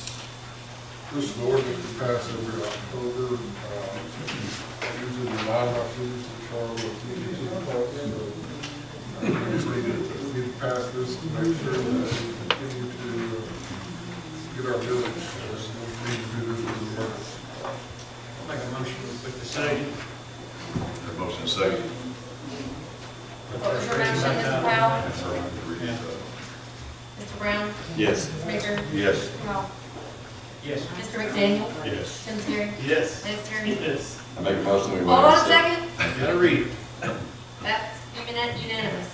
An ordinance assessing a 5.0 mill tax on real and personal property within the corporate limits of the city of Greenwood, Arkansas for the year 2020, declaring an emergency and for other purposes. Make a motion we waive second, third reading. You seemed a little timid. Second. You didn't yell at. Did you second that, Ron? Okay, Charlie? Yes, Daniel did too, so. Well, who wants it? Daniel can have it. Mr. McDaniel can have Maybe that. that they keep seeing back. Ready? Yes. Mr. Brown? Yes. Mr. Baker? Yes. Mr. Powell? Yes. Daniel? Yes. Tim Terry? Yes. Ms. Terry? Unanimous. Make a motion to adopt the ordinance, Mr. Mayor. Second. Motion and second to adopt. Mr. Brown? Yes. Mr. Baker? Yes. Mr. Powell? Yes. Mr. McDaniel? Tim Terry? Yes. Ms. Terry? Yes. Unanimous. Thank you. Hold on. Make a motion to pass the emergency, adopt the emergency law. Second. Have a motion and second to adopt the emergency law. Who seconded that? Mr. Brown? Okay. Mr. Brown? Yes. Mr. Baker? Yes. Mr. Powell? Yes. Mr. McDaniel? Yes. Mr. Tim Terry? Yes. Mr. Lance Terry? Yes. Unanimous. Thank you. I'm getting in trouble here for not saying Mr. to everyone, okay? I wondered if there was like an age requirement or. Number 6 is Mississippi. I'm younger than her, she don't call me Miss. Mississippi Clerk. Yes. Resolution administering and reporting of public meetings. Yes. So, we have a new law in the state of Arkansas about recording all public meetings. They're required to be recorded now and kept for 1 year. So, here we have this resolution because Municipal League advised that we have rules in place because of that requirement. And if you've read this, and the 3 sections address some of the things that could possibly come up, like what if the city clerk is not there, the meeting still needs to be recorded because now it's a requirement. So that addresses it. It addresses how long we want them to be kept. I currently keep them always. I don't delete recordings. We'll do this anyway. We have been doing it anyway, yes. But now it's a requirement, and since it's a requirement, see, it needs some rules about it. So, When Judy Selkirk was mayor, we passed something. it's about the recording of all meetings, video, because of an incident. And we don't do it. We only record video for the city council meeting. But we have to, because That of was state only law. about video recording? State law now says it has to be done by sound or video. Sound or video. Yes, and I want y'all to know that I actually wrote the ordinance, the resolution, because the municipal league said, call us and I'll give you the sample. I called them and they didn't have one, and it's not anywhere out there, so It's the start of the resolution. This doesn't designate video versus voice. though. Right, and it doesn't have to. We can do it either or, it's our choice, but it has to be recorded by sound at least. We just choose to video record our council meetings. It says should be, shall be recorded and maintained by the entity. So I guess that's, we're leaving it generic. Well- How you record it. If you, in section 3, it says that we're authorized to delete this after 1 year, but it can be kept longer at the discretion of the elected officials. Because I think he's more concerned whether it's audio or video. This one. it's not a, it's It's been either a paper or in recording. state law. It has to be one of those. Video or sound. We should just clarify that. No. I mean, to Tim's point, we used to record meetings with pen and paper. Yeah, that's a good point. That's recorded. Oh, Well, the first whereas doesn't say what he's wanting. Now, down here, it talks about video or digital. Well, it's because it refers to the state law, and we're gonna do what state law says. what he's saying is recorded by pen and paper. That's a, No, it's by sound or video now. I mean- State law. that's what. Not this. Right. I mean, we still have to do this. You're wanting to say audio or video right here? So does that state statute say that? Yes, the state statute Because we have something that says. is written out right there when it says. Amber, you follow me down here? Am I losing? I'll follow Charles. Charles Wayne? Charles, Yes, What are I you can concerned see. about, you really? can see. What is it? Well, just that some, I mean, I'm fine with having to do that. State code is. Municipal League lawyer said this thing was beautiful. And that's not the official. That's correct. Was that recorded? Is that recorded? Yes. Get you a trumpet. Audio. No, audio. Lenny Richmond even, I will say, I'll name drop. I'll make a motion, we pass the resolution and get out of this It's topic. beautiful. We have a motion and a second. Mr. Brown? Yes. Baker? Yes. Powell? Yes. Daniel? Yes. Terry? Yes. Terry? The beautiful resolution. Wonder where we're celebrating. Oh, we're delirious, we're tired. We've done 8, 9, 10 is resolution. 7. Sorry. Franchise tax. Ordinance, sorry. I think I asked to put on. Yes, sir. You had solar powered companies to franchise. Thomas, So, solar powered companies after this franchise tax? That's up to, Just in case. can they? Remember that, I think we were told by, our bond people at Raymond James that it was really designed for the use of our roads and, Right.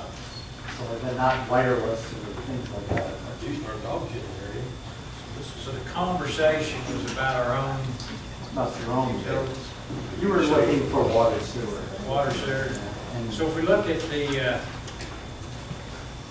we passed an amendment in '07, right after we amended the original ordinance. If we were to abolish 07-18,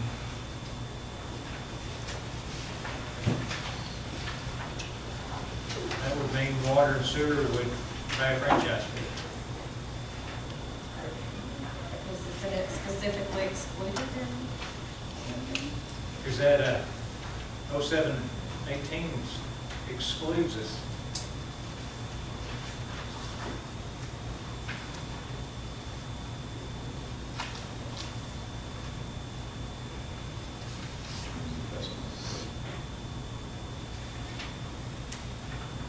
Well, I mean, it doesn't automatically include water sewer, right? You have to mandate that. So It's you not have just to an go automatic. back in 0712 and add it. And amend it. If you did that, I think we need to go in, you know, there's sections in here where it talks about, and in the date, in the time, you could get telephone and internet service by a provider. We probably ought to put telephone and/or some copper's about to be abandoned. And a lot of, there are private companies in the future that are going to come in and just provide internet service. Can you repeat what you just said, that we were advised of? Well, I think it even says that in your actual big ordinance about it was for the roads and infrastructure use coming into the city. That's what franchise fees. It's what franchise is for. It's Right. not for airtime or things that doesn't require them to come into your city. Okay. So Using the I'm not roads. an expert on this, that's why they pay lawyers. I would see what is available. I know the only thing that we do franchise taxes for now is AOG, Arkansas Valley, Central Link, Cox, and Swepco. That's it. Section 3 of this first ordinance lists all that. Well, The question was whether water sewer should come in, and then you were looking at water sewer and maybe sanitation, whether that could be something that you could charge a franchise tax for. The problem with the water sewer is we have James Fork and Milltown Washburn, which we wanted to charge a franchise tax for outside of ours. This 718 says the ordinance will affect the utility companies as mentioned above with the exclusion of any water and sanitation utilities charged by the city of Greenwood. Now, I know we do a surcharge on those other two. I don't know if that language excludes them from us going to charge them and have them, that won't be passed through to our customers. That's something they pass through to their customers. That does not, but 718 does not exclude Jamesport, other than we don't specifically have it listed out in 712. Correct. 718, to me, says you can't charge your own water or sewer. Right. I agree with the charge by the city. Correct. So if you wanted to, you have to go and look at this and then this in order to be able to do any kind of franchise tax through our water sewer, for our water sewer services. The problem is that when you do that, and as you heard earlier, we're looking at a potential rate increase on the sewer side, and we had an increase in sanitation, and you're gonna look at franchise tax. I'm not sure you need that right now, but it is something you need to be thinking about. So, what we have to do is see how the budgets fare out, and like I said, that is something you could go after, but it's gonna be a pass-through. Water sewer is gonna pass it right through on their bills. Right. You're looking at a 4.25% increase to them on their, as a franchise tax. But it's always nice to do something when you have time instead of turning over rocks looking for money and waiting when you have to have it, when we're desperate. That would be something you would have to explain to your constituents. I'd like to, it's 10 o'clock, I'd like to table this, and I hadn't really looked at it, and I'm sure y'all haven't either. You make a motion to table it? I'm making one Second. table. For 30 days? Yes, for 30 days. The motion's reset. Mr. Brown? Yes. Mr. Baker? Yes. Mr. Powell? Yes. Mr. Daniel? Yes. Mr. Tim Terry? Yes. Mr. Lester? Yes. Oh, steady. Am I correct, number 10? Yes, sir. Resolution to prohibit firearms on city hall premises. Mayor, Yes, sir. the current law, as I understand this, will, correct me if I'm wrong, I looked this up today. Concealed carry holders without a carry enhancement and people without a concealed carry license are not authorized to carry handguns, et cetera, a meeting place of the governing body of any government entity or any meeting of the legislature or a committee thereof. I think current state law says you can't carry a gun in here unless you're will license. I think you're correct, and we discussed that this morning, and I think to drag you in, Mr. Handy, is we asked this question, Ms. Derry and I called and talked about this, and I think it was just more of us making a Formality. statement, a formality of saying it publicly and putting it, and therefore putting up signage regarding this. You are correct, to my knowledge.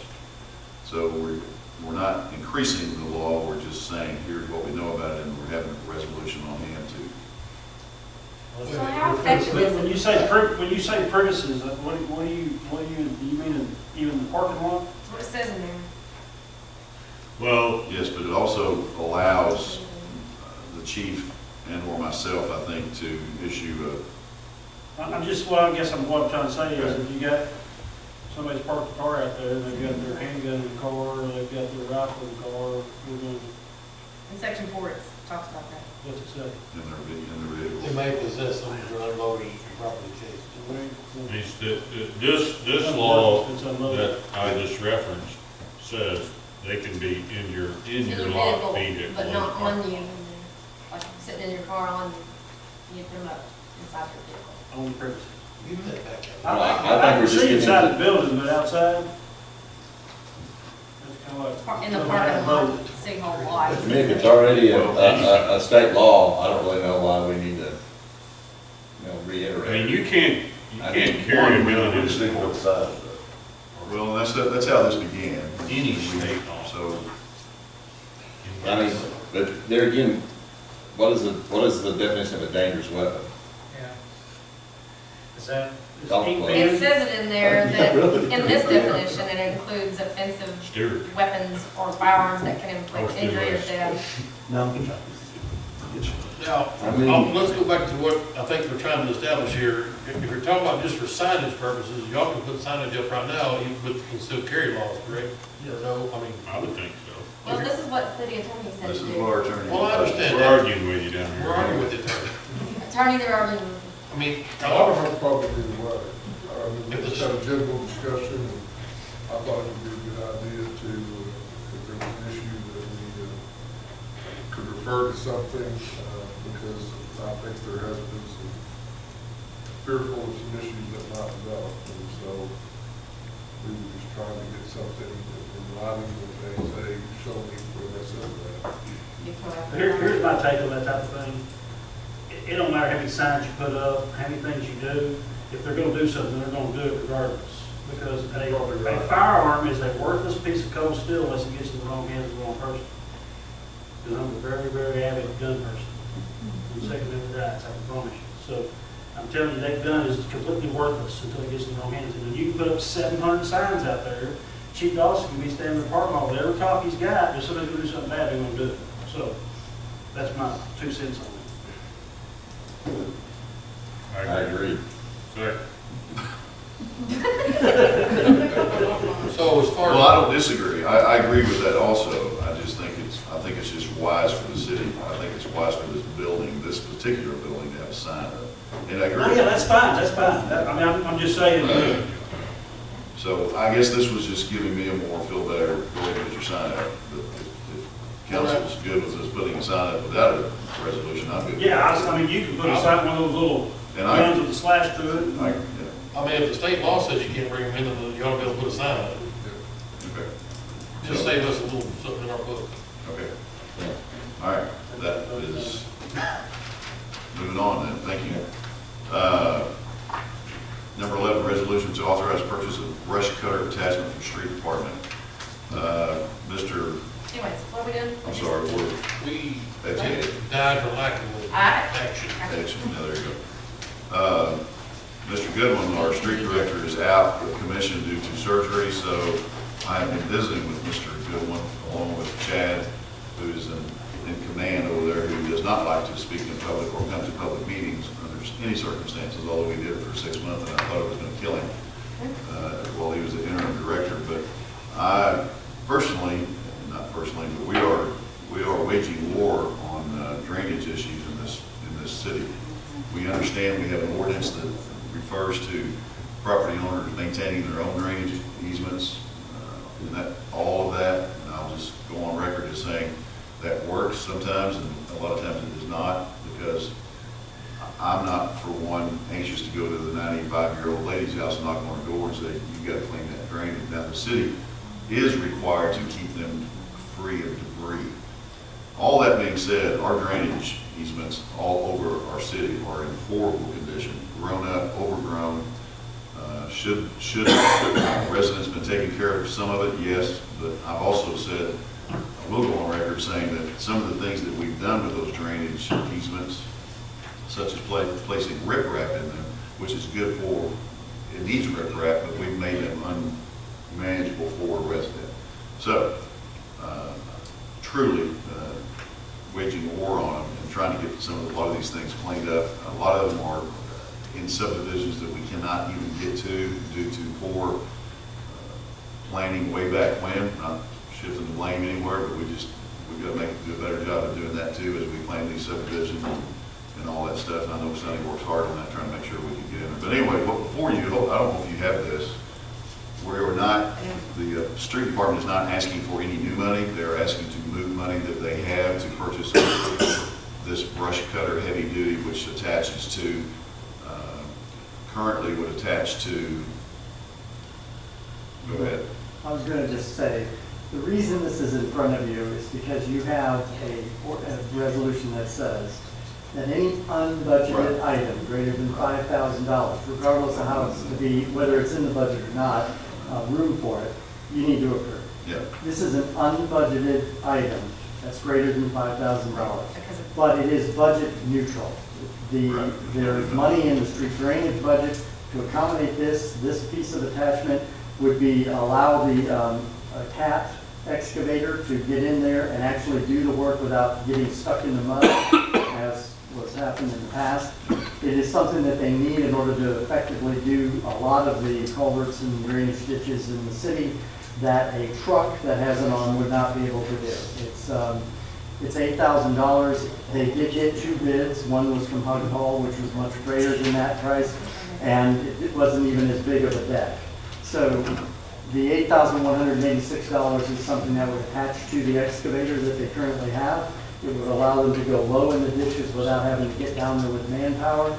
And we have made room for it in either one of two places. Capital expenditures have been fully purchased, so there's a $5,400 savings there, and there's $27,000 available in the street drainage that's not. So the money's in their budget, we're just moving. Money's in the budget. Yes. I make a motion to approve. Second. Thank you. That's what he said. That's what it's The cost was real for council. Can we reduce this? No. Did you second it?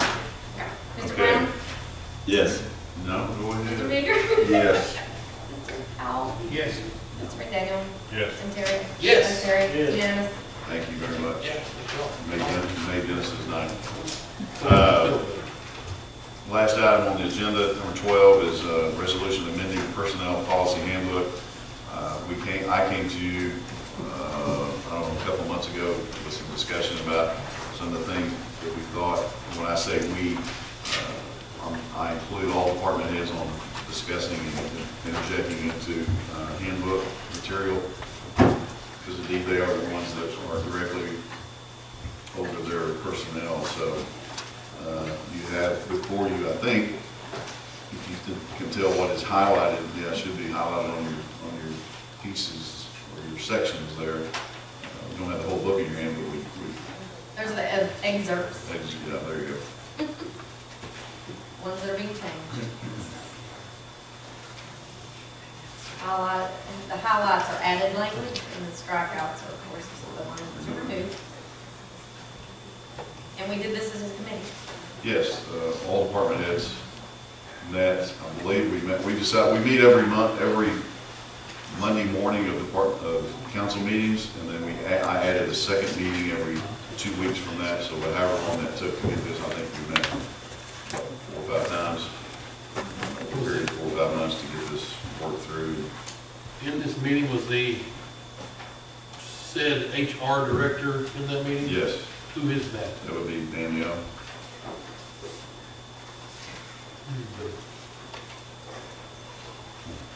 So put her on the spot if you like. She gets paid a lot of money for it. You didn't realize they had no time? So on the last page, Well, the last time we discussed that, it was like, Yeah, you guys knew it. in name, Huh?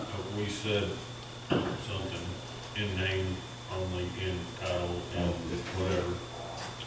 When, When I deemed her HR director. Amy Brown Oh, was there. yes, I mean, is that official position now? Yes. HR director? that's correct. Is it- And I brought it to council here a few months ago,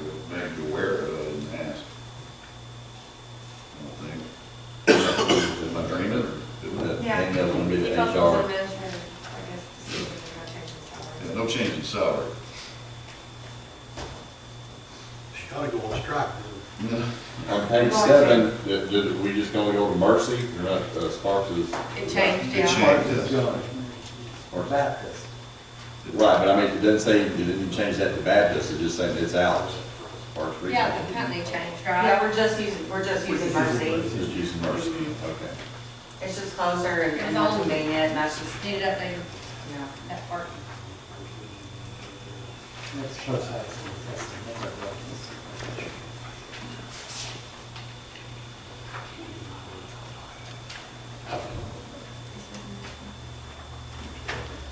Mercy, I heard Mercy instead of Cooper, or instead of Sparks Baptist. Oh. What was the question on Mercy? You just talking about the I just address. said, it's no longer, I mean, even though it's, Baptist is taking over Sparks, we're still not using it, and so, yeah. It's, So, how- Yes, sir. how's that, what is that for, what's the listing for on these, on the doctor's offices? For drug testing. Drug testing. Okay, oh, Yeah, that's it's just, easier just to send them to one clinic Okay. instead of, I went to Mercy, I went to Baptist. okay. We have three. I'll- And I'll- Mercy is closer, because it's on Three Highway employment 25. It's not Morton's Corner. Okay, yeah. I didn't know if it was for injuries or, Yeah, and that as well, it's that occupational clinic. With an injury, they're taking and also doing drug testing Right. at that for time. work. but our insurance allows us to go to either one, right? Right. This is not our insurance, though. Whatever. This is the city's. Yeah. This is not our health insurance. That's, okay, that's what I was, But our health insurance allows either. okay, that's what I was differentiating. Okay. I'm guessing that we talked about the tobacco didn't work. I would just say, I guess I could say no, and the conclusion of the committee was what you see there. Really. Yeah, it was a unanimous decision. But your question was, did it work, did it not? Right. That's for the people, that's for the citizens, we can't tell the citizens. So when you say tobacco free, you're meaning everything, like dipping and all that? That's correct. Does it include vaping? Yes. It does. Yes. Okay. Who? What is it? Not hookah. Is this even in like company vehicles, they're all supposed to dip and stuff like that, policemen, That's correct. street department, all that? That's correct. I don't see vaping there. No, I think we just talked about it. But to answer your question, yes. Now, the policing of that, Policing the policemen? the policing of police or anybody Right. is not detailed here. And as I told the department heads, that's, if this was to pass, this is the rule. Each department head is responsible for their employees. They're to handle it accordingly. Are there penalties laid down on this part, or is that just up to the department? There, it would be up to, we didn't put anything, we didn't put anything in, it would be up to the department. So, Mayor, does that mean you have to get rid of your brass? I do, yes. I make a motion that we adopt this resolution. Have a motion second to adopt? Mr. Brown? Yes. Mr. Meeker? Yes. Mr. Powell? Yes. McDaniel? Yes. Tim Terry? Yes. Lance Terry? No. It passes by majority. Thank you. I don't believe we've missed anything. Bets were today, the spread was, we were out here at 10:30 or 11. There was no bets. We did cover a lot of business, and we'll move on to department reports and council, questions from council. We have 2, 3 department head or 4 county HR. So council, do you have anything from these department heads or 5 county, Mr. Moore? Nope. Council forum, I think Mr. Powell had something you wanted to address. I got something. So I think when we get to this point, where we go to the citizens and ask them to extend sales tax for this long, I think it's kind of a failure on our point as people that run the city to properly manage growth. and I think there's better ways to properly manage growth that we just haven't done. When somebody comes in to get a building permit, you know, back in the 90s, we determined that we wanted sidewalks in this town, and they pay a sidewalk fee, whatever it is. What's a sidewalk fee, Sonny? 175? 50 or 100, depends. 50 or $100. You know, so I feel a little bit like we let them down, and we have to go to the citizens and say, you've got to subsidize all the problems that we've left you with traffic. I think, like the sidewalk fee, we should charge a street fee. When you build a house, you pay $500 for street fee. Just like sidewalk fee, it goes into a fund.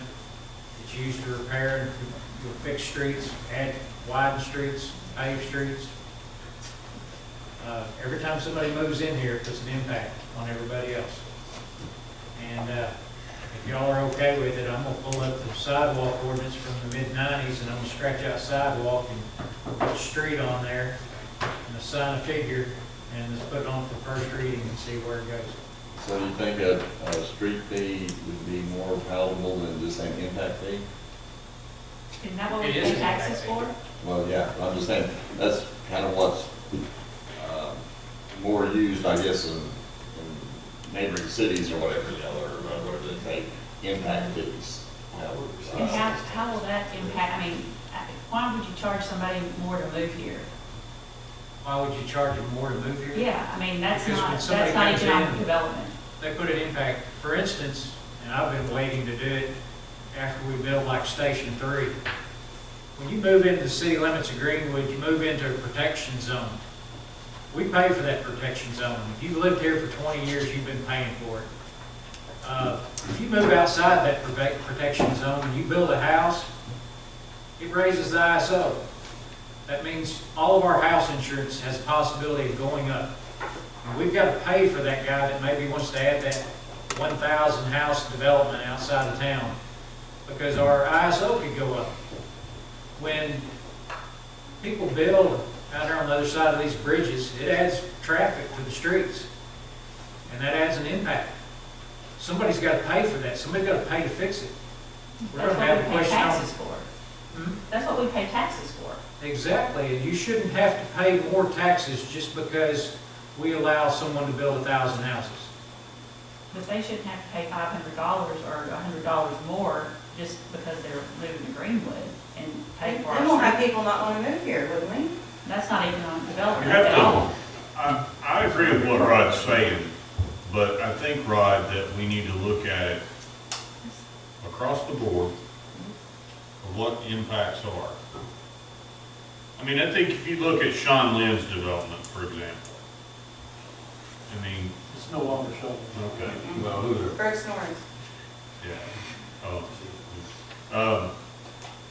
You know, what Rod is saying, if someone goes and builds 100 homes somewhere, it impacts the city because we need more police, we need more fire, we need more streets, we need more water, we need more sewer. We're talking about Denver Street.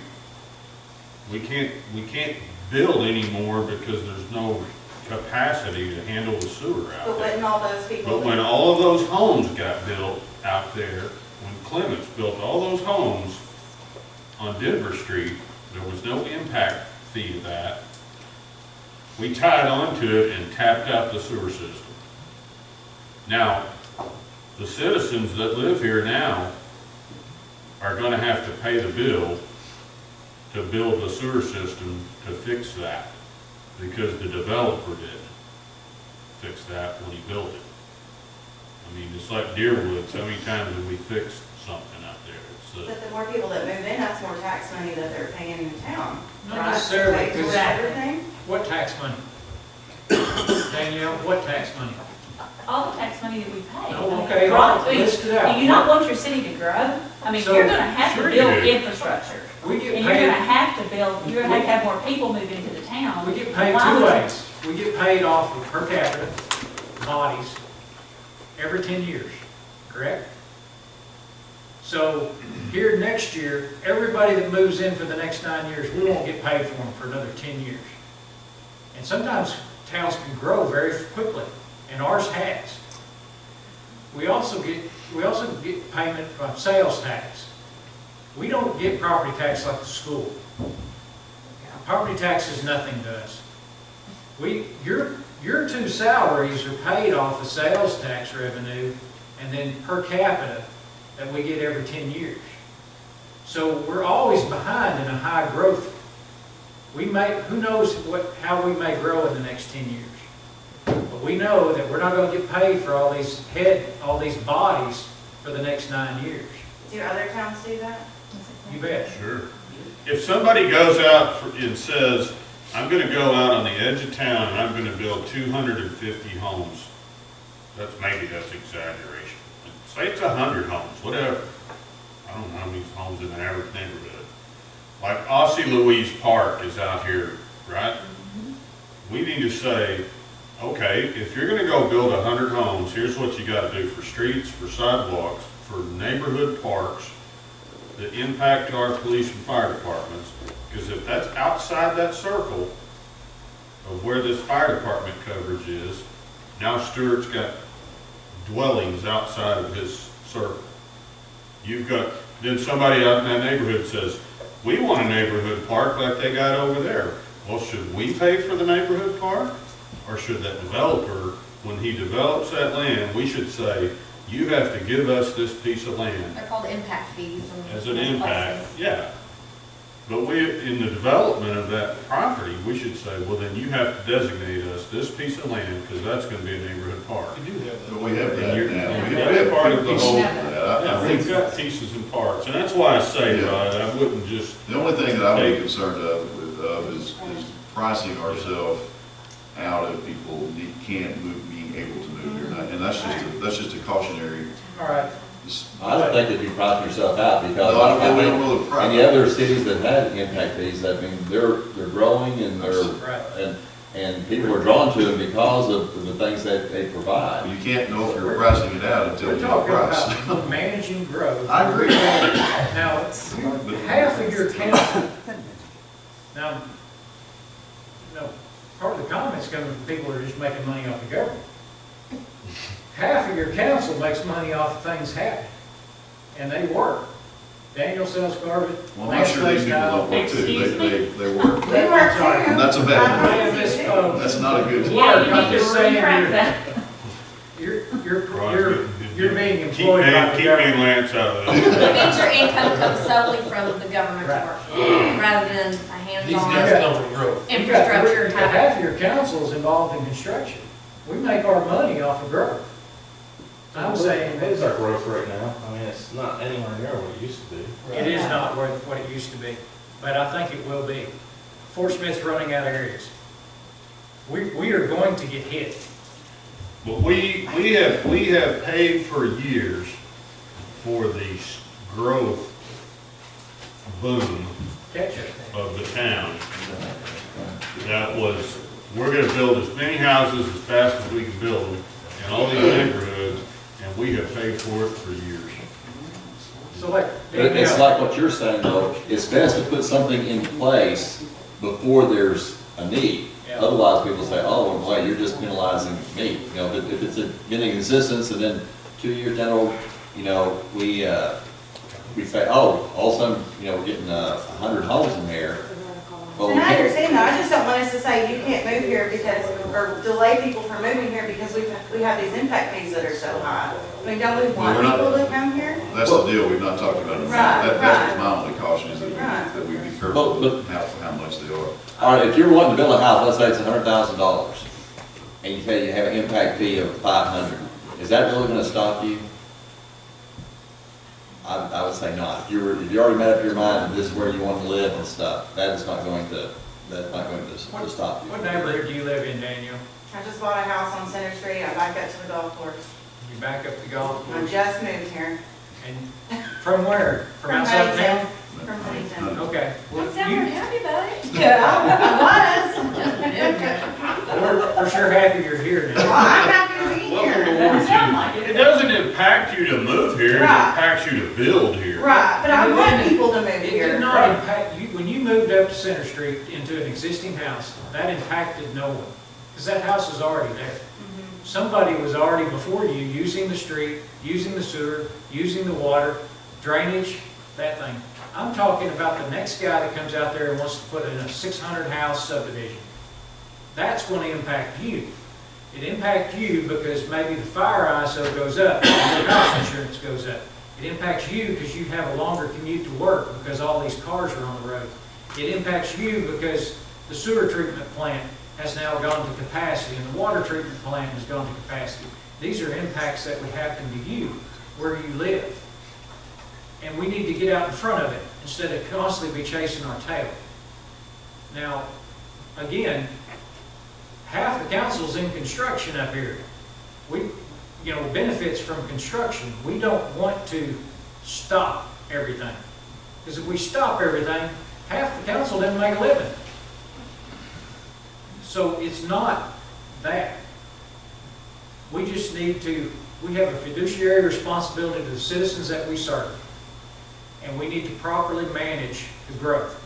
And I think that when we have put this sales tax, this bond on the ballot, we've actually failed our citizens. If we'd been properly managing the growth of the city for the last 20 years, we wouldn't have had to do that. Can we not use that as an advertisement? Here, we offer you a failure. If you'd elected me 20 years. Ma'am, did you want to say something? I'm sorry. Oh, no, when you were talking about the taxes and stuff, I was just gonna say that my husband and I just figured out our property taxes. We pay 84% of our property taxes directly to the school district. There's not much left for city. So that's. Welcome to the Greenwood School District. That's why I just wanted to raise that point. And then the other thing is I handed the Mr. Dawson there, the projection for how fast we're gonna grow in Greenwood. It's pretty darn scary to me, because I said already, I don't wanna live in a metropolis. I like Greenwood. I don't either. It would be, the school's got a kind of a better deal. If somebody builds a house, they instantly start getting paid, and we do not. We don't get paid until a business is built that supports that house, like a Domino's Pizza, and somebody starts ordering pizza, and we don't get paid until you get properly counted. And that census happens every 10 years. And we do get some property tax distributions. It's what, 80,000 a year for street and some for 130,000 for general, something like that. But up there, that neighborhood, We get some. off of Main Street, The millage, yeah, that's what we the get. property, they're talking about rezoning. There's already issues with water pressure and sewer. It's not fair, Beverly Soulsby, who's lived here her whole life, for somebody to go in next door, tap into that water system and lower her water pressure. She didn't do anything. She didn't make any money involved in that. That guy should have to pay an impact to, you're putting a bigger strain on the water system when you build that house right there. And it's nobody around you's fault. They shouldn't suffer in any way about it. So we ought to build, because Bailey needs the money to fix the water system. Do other little towns like Lavaca and Barley and like that, do they have an impact fee? No. That's what I was implying. Just Fort Smith? We had a builder come to the water meeting 2 or 3 months back, and I talked to him about an hour after he left, and he asked us what some of our fees were like for a tap fee and all that, and he said, it's a lot cheaper in Fort Smith. That Fort Smith, to hook on their sewer system, so much money, you don't even want to build there anymore. And so you got to watch that, but at the same time, the sewer plant, where we don't want to build any solar arrays to, just have to expand it one day, we can probably put 1,000 more homes there without a major expansion in Greenwood. But there's a limit before you have to do a major expansion. Going out west of town, out Denver and Tinsburg, you cannot put 1,000 homes out there without putting a major new pipe through the middle of Greenwood. And so there's limits to how far we can grow out that direction without building storage tanks for sewer, which is very expensive. Miss Soulsby? Oh, I got your letter. I did too.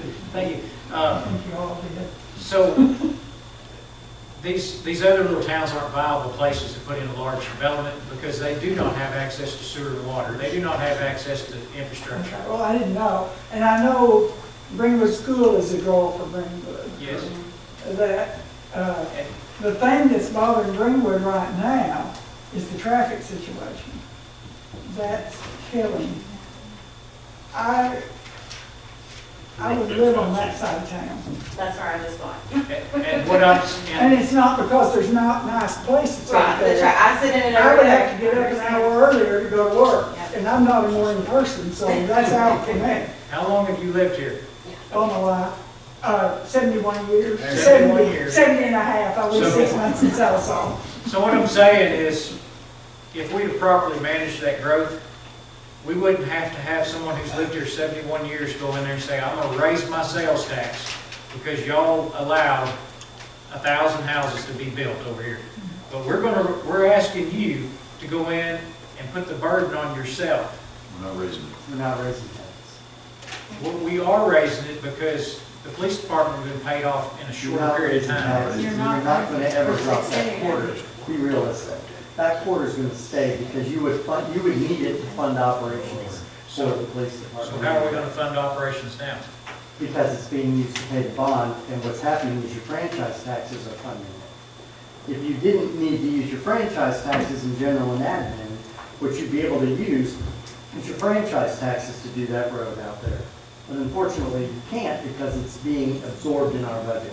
And I would be happy to show you that whole thing if you care to come sit down with me and I'll lay it all out. But I can tell you right now, that quarter is not going to go to 2055. As you heard when the presentation was made, we right now are committing $284,000 to our debt. The city sales and use tax right now is generating $330. That's at our current rate, at our current, if it just stayed the same for the next 50 years, you would still cut off about 10 years of that to 2055, just at no growth. But if we have a maintained 2.5% to 3% growth, and as you grow the city commercially and residentially, you're going to be able to pay that off just at a modest 3% growth within 20 years off of that. So you're looking at 2035 when that thing is paid off. It's not a doom and gloom scenario at any rate. You would have to have a decline in your growth of your city sales and use tax for you to even extend that out to 2055. That's something we're not expressing to the voters, but what'll end up happening is, right now, it's a win-win scenario because we're gonna actually pay that bond off much earlier. Right now, the bond would have been paid off to the police in 2029 instead of 2039. We've cut that much off just on the small growth that we've had over the 2014 to current year period. So, I mean, I'm just saying that extending that sales tax is not going to be something that's detrimental to them. We're not asking them to incur more. We're asking them to extend it longer. But as you know, you've got a 2026 sunset on 3 department taxes right now, which is parks, street, and fire. Now, you're going to tell me that when that comes to sunset, you're going to lose $1 million. The citizens have renewed it twice. But I would say, just like You gotta make it up. Mrs. Soley said, though, she's lived here most of her life. But she's saying that, with every person that's moved here, it has increased traffic, and so it has impacted. And so if we had, like what I was kind of referring to, if we've had a way of recouping, we maybe could have already had bypasses, and to divert traffic around and stuff, instead of waiting until it becomes almost like a crisis and say, now we got to do it. This is just a way of kind of being proactive and not putting the impact on you, saying, well, now, gosh, takes me, 20 minutes to get across town or whatever, when it used to only just take me 5 minutes to get across town and stuff. And so I think that's really what we're looking at, is to try to say, for those that want to come here and enjoy the life that we've had, yes, you're going to have to, bear the cost. And there is going to be an impact that we've already kind of been paying all along, because we've lived here. Well, That's what Rod's trying to do here. And Greenwood took a burst of growing. I mean, Greenwood expanded fast. And I think it'll take another one. I think In it's my gonna lifetime, happen. But if you I were think- looking at not doing that renewal in 2026, then I need to know that because we need a strategic plan in order to be able to accommodate and absorb the $1 million Well, loss. that would be up Or to, more. it's gonna be up to the citizens whether the renewal. That's happens. true, but it all depends on, right now, how much you are in support of maintaining the parks, the street as we currently have it today, or you have a different strategic plan to make up that fund. And I need to know that because that's going to be hopefully in my opinion. Well, we can't tell you whether the citizens are gonna approve it or not. I understand that. I said we need a strategic plan to know where it's going to come, where you're going to replace that from. Now, what I was just gonna say, just to tap on with what Rob's saying, is that when I moved here in '98, the boom had already kind of happened, you know, and I think they went from basically 6,000 to 9,000 in the space of, 5 or 6 years. And so I'm thinking, if, even back then, if there was an impact fee of $500, I still would have bought it, because, yeah, I was moving to Greenwood. I wanted the schools, I wanted the small town environment and stuff like that. So I'm thinking, if, 3,000 times, 500, my calculator just went away. But I think that's, that'd have been like I don't know, $1.5 million? Yeah. $1.5 million, that we could have had during that time. And 20 years ago, $1.5 million was, as good I as think, a lot of money. I mean, you'd have to look at the math of it and think all of this through, but to me, I think an impact fee, whatever it is, would probably help fund the operations and maintenance of these departments. It's not going to fund these capital improvements. We wouldn't have had enough money to build a bypass, we wouldn't have had enough money to build a police station up there. But if you could help fund, if you could pay Dawson's salary, if you could pay Sonny Bell's salary, if you could help fund the operation You can do. of those things, they could be setting money back We through have those no years to contingency say, I'm gonna save up this money for capital. City sales and use tax is designed for the capital expenditures and capital improvements. It does not pay their salaries, so let's get that straight. County sales tax that you apportion does go to their O&M, but not city sales and use tax. That's restricted for non-salary, operational expenses. This traffic relief project, this traffic relief project is a $30 million project that we're paying $5 million in order to get done. That is a steal. Because as it was pointed out by Ryan, where are you going to get a $33 million at current cost? Because by the time that we're at a not to exceed $5 million right now, that project could probably end up being $50 million by the time it gets fully done. We went from 26 So to 33. we went from 26 to 33 in a year. So just think of the present value of that over the next 3 to 4 years when it gets finally into fruition. So I think we're being responsible, but I think what we need to do is there's a lot of things that I've been talking to the mayor about that we're not doing very responsibly right now that we could do better to generate income, to generate monies, to help fund the police department. But right now, we've got to take a long, hard look at where we're spending the money, how we're spending the money, and what are those contingency plans in case those taxes do not get approved. But we have to go in it with the mindset that those funds are needed and sell that unless we have a contingency plan. And the contingency plan cannot be, let's do away with parks. That can't be your contingency plan because as everybody knows, parks is an amenity that draws people to the city. And you're fooling yourself if you think that's not the case. So they need trails, they need parks, they need water features and things that we're looking at in the Parks Department to build. Well, I agree with you. We have two reasons people move here: school system and quality of life. And you're talking about quality of life. Police chief represents safety. Fire chief represents safety. Central services. They won't move here if they think they're going to get shot or burn up in a fire. Right. Once those are covered, they're going to move here for quality of life. Walking down trails, going to schools, kids going to get a good education. quality of life is our industry. That's our But industry. city sales and use tax funds them. Yes. That's the deal. And they're sunsetting in 2026. And I know your intent is to put it back out there. Sure. And right now, you are at par with Fort Smith. 6 years from now, I don't know whether Fort Smith is going to be needing to raise their sales tax at all. I don't think it's your intention to even consider raising the sales tax, but extending it is probably on the board. But when we passed the A&P tax, it was a good thing. We benefited from that, having the A&P tax. But we also, at the same time, not only did restaurants, but we did hotels.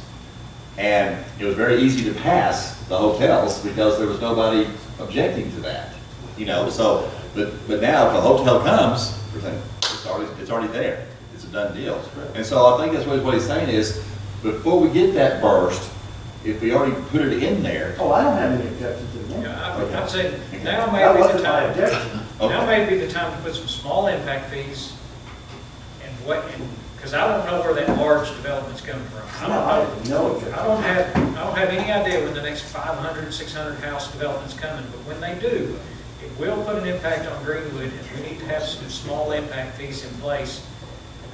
We were way behind the wave Yeah. last time. We're way behind on most things. Oh, absolutely. But I do think it's coming. Fort Smith's filling up, Fort Smith's running out of places, Fort Smith's infrastructure is not out there as much as you would think it is, and they're going to come to Greenwood looking for access to sewer and water, just like they are now. They're over on Main Street looking for access to sewer and water so they can build duplexes. They're over here looking for access to sewer and water so they can build other duplexes, and it will come. We will have a My burst. debate was with you was whether or not you were in support of, or you were trying to say, I'm not in agreement with a 50, having a new tax go out, or considering this a new tax till 35 more years. And I just wanted you to know the math isn't 35 years. It's set that way, but it isn't going to be that way as long as the city keeps growing the way it is. That impact to the citizens will be much shorter period of time, just so you know. And it will sunset. That bond, that quarter-cent sales tax, is structured the same way. It sunsets when the bond is paid off. My only argument was that I'm for the bypass and everything going on, but originally right now, the police department was supposed to sunset in 2039, I think, and hopefully 2029 if we can get at this rate you just said. So that's 9 years. I think that we were looking for maybe a way to try to fund those guys because we're borrowing 600 grand from the general fund every year, right? I think extension of that tax was hopefully going to go just to them to help keep them afloat. Well, it would cover about half their operating expense now. Okay, so now if we go with the road usage of that extension of that tax, then we won't get that half of their. Right, but as you heard today, we've had this conversation with the police department. We're not thinking about the future and how to fund police. We're looking at ways to increase revenue and to cut some expenses, but not with necessarily the police department as it is more with general, because they're more of a department of general. They don't have any O&M money. What they do is they get an allocation to them from general on revenues that are pertaining specifically to the police department that they generate. We give them credit for that, and we say live within this, and about $500,000 more. But that's absorbed by the general department. So if we can cut $2.8 million off of our utility bills over the next 30 years, and we can generate $50,000 savings there, those things add up. And that's what we're looking to do. We're looking to really take a long, hard look at what we can generate as additional revenues down the line, franchise taxes, for instance. That is something that we probably have in our hip pocket that we will be doing. Timing is everything on that. The other thing that we're going to look at is how to do some cost savings in the general department. We're not stupid when it comes to long-range thinking. We know they need funding. Now, is there fat in their department? Maybe. You have to look at that.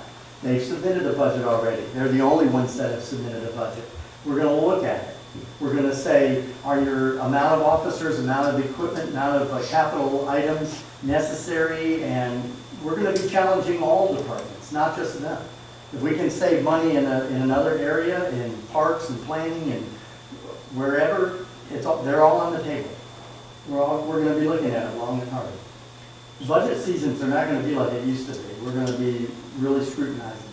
So do you think it's too premature to go in and look at franchise tax and put it on James Fork and such others? Ourselves? Okay. The edict that we have with this vote that's coming up is that we are not raising taxes in order to do this. If you now throw a franchise tax on there, what you in essence are going to be viewed as doing is raising taxes through a back door. You're worried about losing a couple of votes. I'm not worried about it, I'm just telling you the reality. He's not elected. But it's going to appear. It's, you guys have to worry about it, because if you build the road or don't build the road, I did my part. But on the other side of that, you're not opposed. Well, yeah, it could. But, Everything's in tax in Greenwood over 15 bucks. but what you're saying though, you're not opposed to impact fees? No, absolutely not. Okay. That's what was- No, and That- so you that was know, never Tom, my Okay. so I don't know if you noticed, but the man's a little passionate about what we're talking about, and these conversations are daily. Daily. This is not something that we just go by and only talk about at council. I'm giving you snippets of things that So- we talk about at length. So when this solar thing came up, and Sonny's the one that kind of brought it to my attention initially, and I called him, I said, let's get this guy in here, and initially we heard $70,000, that was awesome. $50,000 was awesome. So when we heard that, this has got to be something we present to the council for a savings, as we look, and I'm not anti these impact fees either. In fact, I'm for them at a reasonable amount. I always also have to keep in mind, and I know you guys do, because you hear it daily, as I do, that Greenwood, quote unquote, is harder than heck to build in. And there may be other reasons for that, or it's expensive to build in. I had a meeting. It's not as expensive as Fort Smith, and it's not as hard. Okay, but let me tell you, I had a meeting with contractors specifically for this reason over in the fire station, and not a lot of people talked. They were kind and came. Only one out of those 30 that showed up came to visit with me. And you're right, he didn't echo that, but you hear it. So our purpose is to make sure that we don't price ourselves. I'm for it. I think you are exactly nail on the head, or whatever it's called, to prepare ourselves for the growth. And in 20 years from now, I'm not sitting here, probably any of us, with the exception of Daniel, he's young, spry. Hey. You're in much better shape. That's a fact. But yeah, we need to prepare, and we need to get something in place. And I know it kind of bothered the two ladies out there, and I get that too, because your initial fact is, oh, we're going to add one more thing on.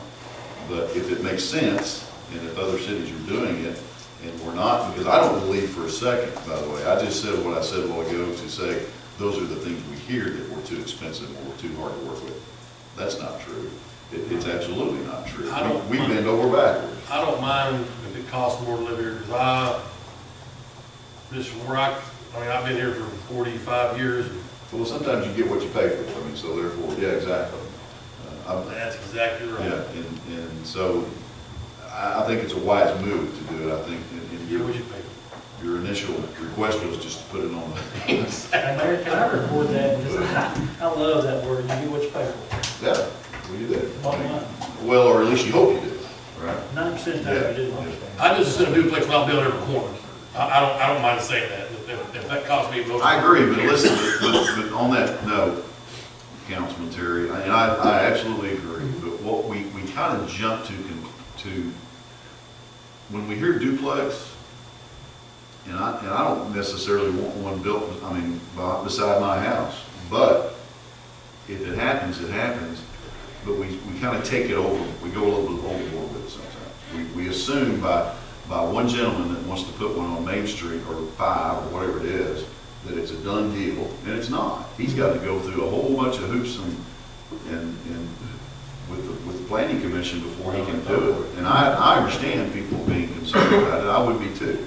You ask. Now, I'm gonna have to go on record here as saying, as far as Main Street goes, adding more traffic to Main Street is what's gonna happen. It's Main Street. I mean, that's just life. I can tell you this, if for me to and we drew a line in the sand kind of tonight here.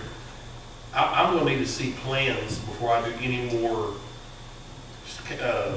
helping out, whatever. I wanna see what you got to offer, what you're wanting to do. I don't care if you need that after, if I can't make those plans, I know if I can build it. Well, you better figure out a way to get them, because I personally wanna know what's going in there before I rezone. Everybody may love it, you know. He's gotta fix all these things that Sonny pointed out earlier, have a plan for it. He may produce it. But I guess I'm saying it's just a longer process than I thought it was. Yeah, there's nothing. For good reason, so everybody can find out about it and voice their opinion. I'm getting an education. Yes, ma'am. Nothing happens real quick, typically. Yeah. Obviously, it's Well, it's 11 11 o'clock. 11 o'clock. So, I think that's a good conversation. I think, Rod, did you want to place that on the agenda for next month for discussion, or your impact fee? Are we back to the impact fee? Yes, we need We're to.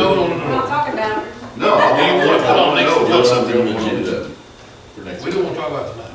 I'm gonna write the ordinance. Okay, that's all I want to know. I'm gonna put the ordinance on. You'll put it on there when you're ready, Would you get me a copy of the sidewalk ordinance and Uh-huh. email it? but you will notify me if you want it on there next time, it may take I you a do couple want it months. on there. You do want it on there? It's gonna be simple. I'm gonna scratch out sidewalk, make a copy of it, put a street. Triple value. If it stood since the You gotta 90s, think bigger. Do you really do want? if we can go into discussion about adding We or can- whatever. Impact but I think We it can needs impact, some we can impact fee everybody to death and all that good jazz, but I talked to Tom the other day, we're gonna have to change some stuff. Because we gotta figure out how to get some more revenue in this town other than impact fees and all that kind of shit. There was a little article I found that, and I know it's a very touchy subject, but it's the alcohol deal. And the 1,000-foot deal is, that's retarded, because there ain't a private club deal in the state of Arkansas that has to be 1,000 foot. It's just like out there on, where we're putting the sewer extension out there on 71, that corner lot is gonna be for a church, well, that kills all that. You can't grow nothing out there. There ain't no kind of private club or any kind of food chain, and I don't care if we can, denomination or all, whatever it is, or who you're trying to please, there's gonna come a point in time where we're going to have to figure out how to get past that, because we're gonna have to grow this town with some businesses other than McDonald's and Arby's. I mean, there's no law anywhere for a Fridays or Chili's that has to be 1,000 foot from a church or a school. It's a liquor store. Liquor stores can't be, that's what that law pays to. We've got our deal, Sedagum tied, and I know the person that come and applied for it wasn't the chosen one. I mean, I'll say it, he was sitting there. But I put this bug in your ear because come budget time, we're gonna have a whole bunch of stuff that we're gonna have to figure out, just like you told me, if those taxes don't pass, we're gonna figure out some way, we're gonna have to give in somewhere. Whether you're Baptist, whether you're Church of Christ, whether you're Presbyterian, Methodist, any of that. I mean, you're gonna just have to realize that the time's coming. We're gonna mess around, you're gonna be able to smoke a joint and swear if we can buy beer. I'm just, it's facts, boys. I mean, y'all can, I'm just putting it in your mind so you can think about it, because when it comes budget time, you're gonna have to realize that we're gonna have to make some changes. And so, Rod's 1,000 foot is gonna have to go out the window. It's gonna have to be amended. I'm gonna tell you right now it is. Still gotta wait a year, say no for home. Midnight, please. So, anyway, that's my 2 cents. Because it's killing us. Anything else, council? Let's look at it there. Second. Thank you.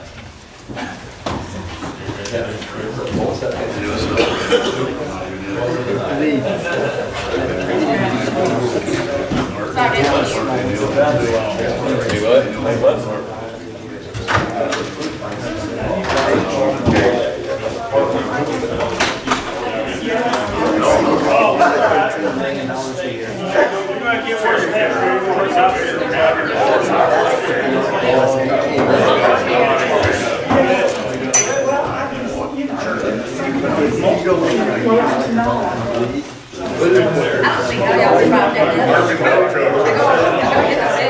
Hey,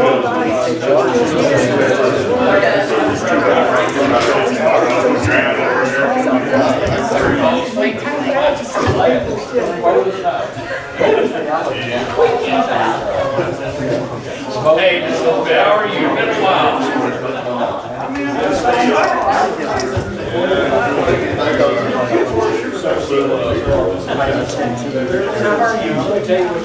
How's your daughter? Turn the lights on, where you, She's at lunch. She's like a mother.